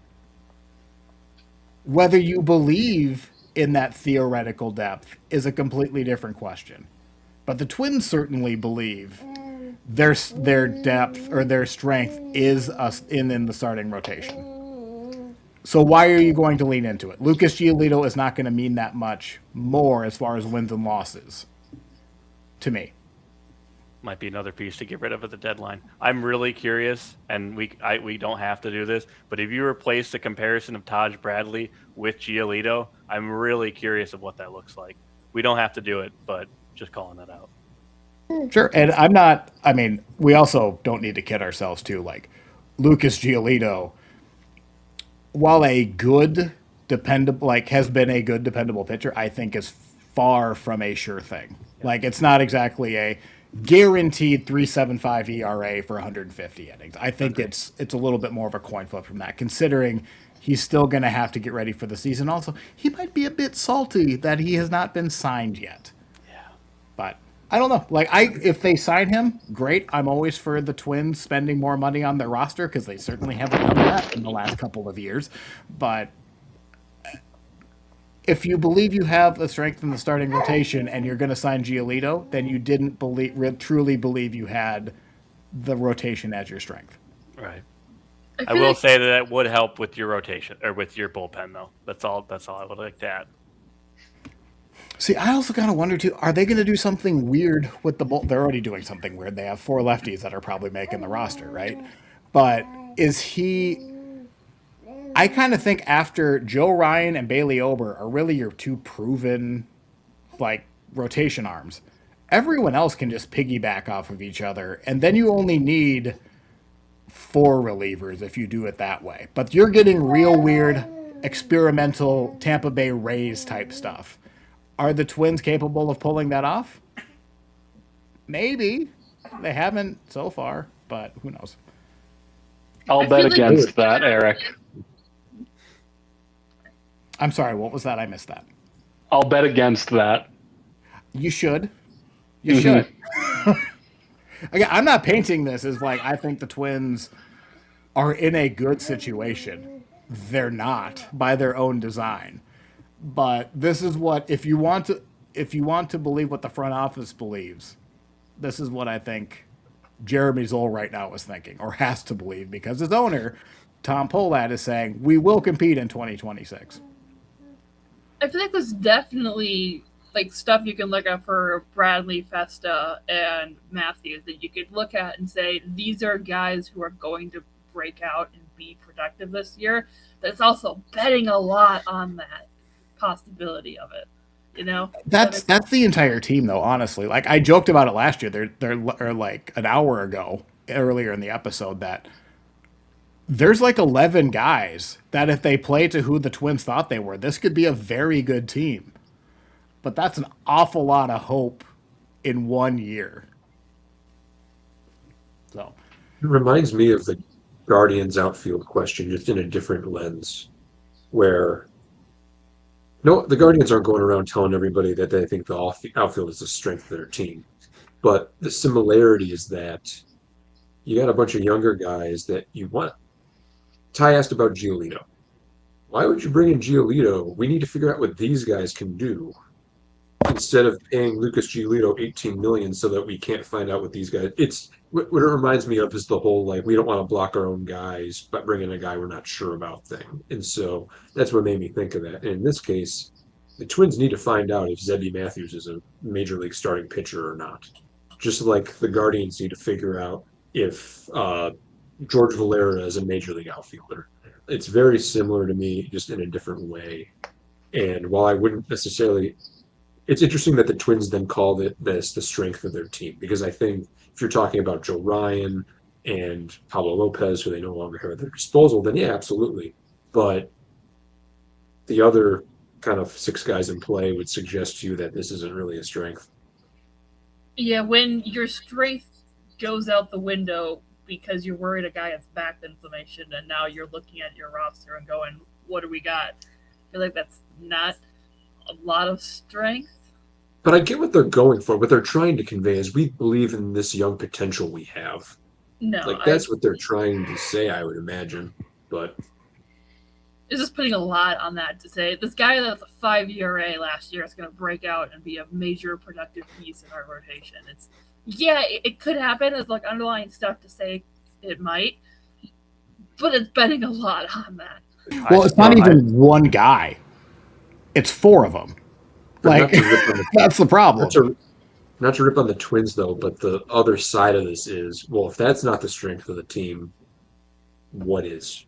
Exactly. And I think They are the when I say Twins. the strength of the team, that's relative to other strengths of teams, right? Yeah.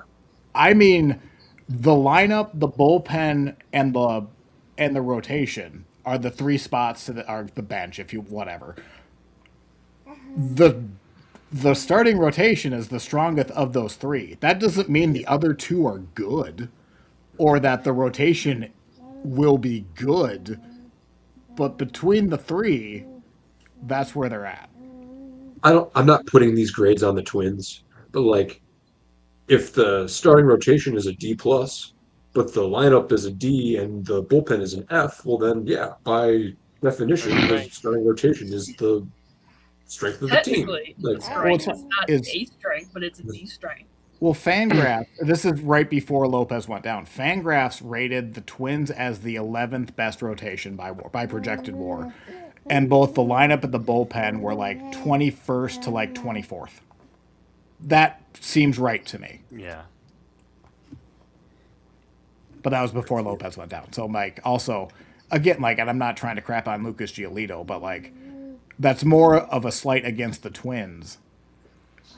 That Pablo Lopez going down. If you thought this was a competitive team, then yes, that hurts a lot. If you don't think they were a competitive team, well, now they're going to win 73 games instead of 75. It just Okay.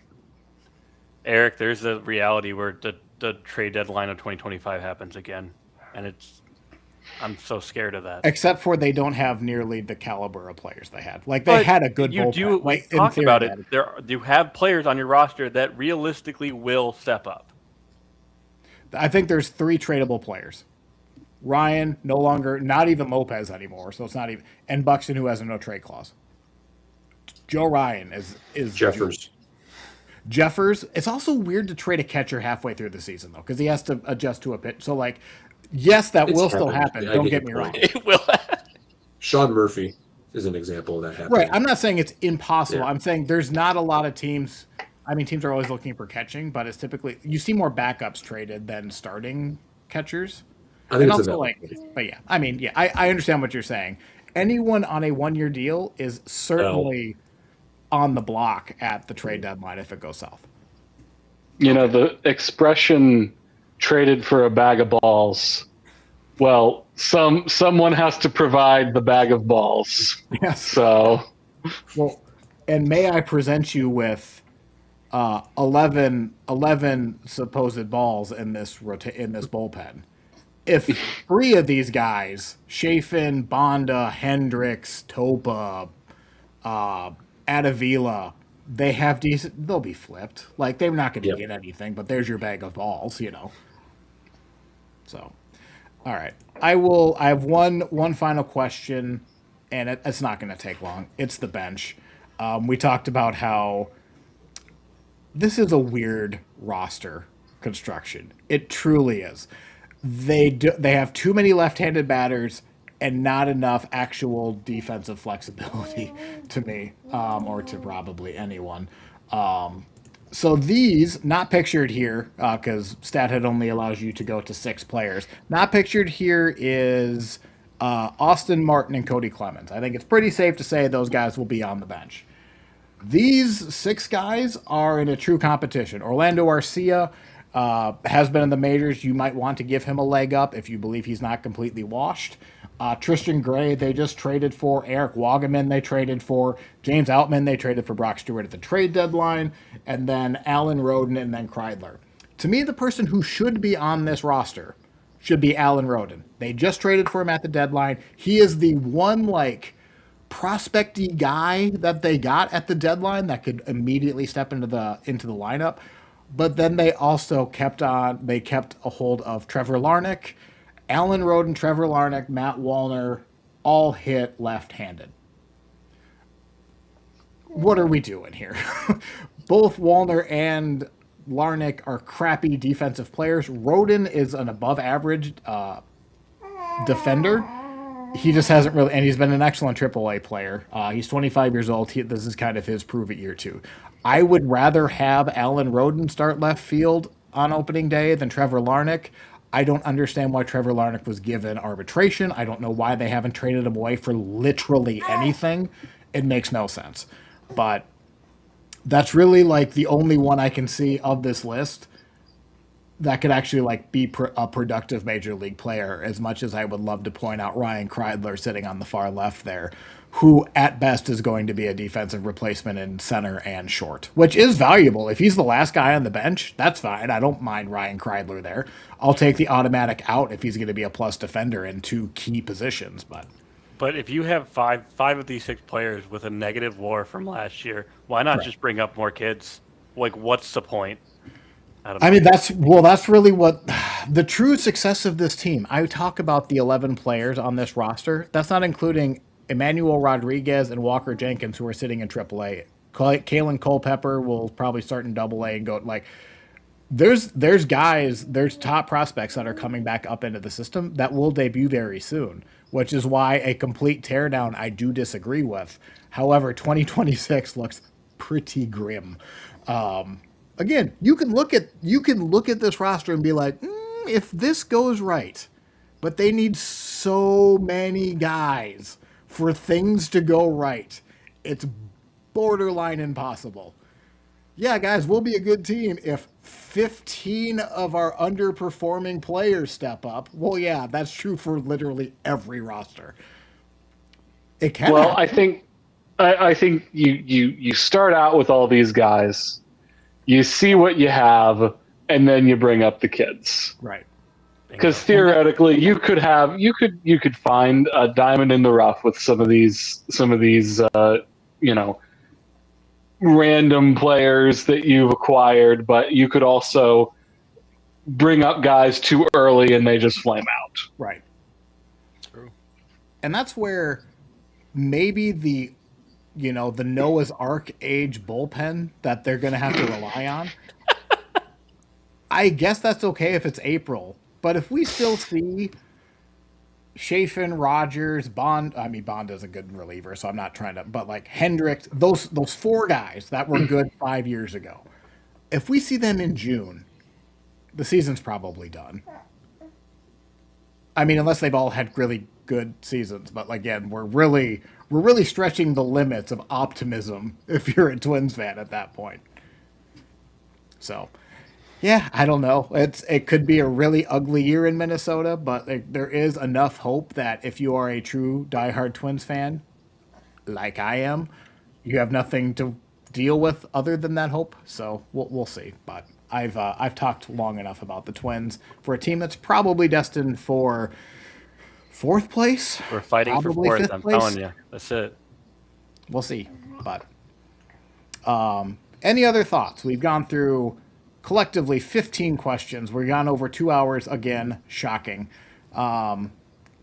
Any other thoughts? I think going into next week, we're going to start our season previews of teams, even though we did a fair amount of that today, so it'll be a little bit quicker, but a little bit more in-depth, maybe a little bit more position by position.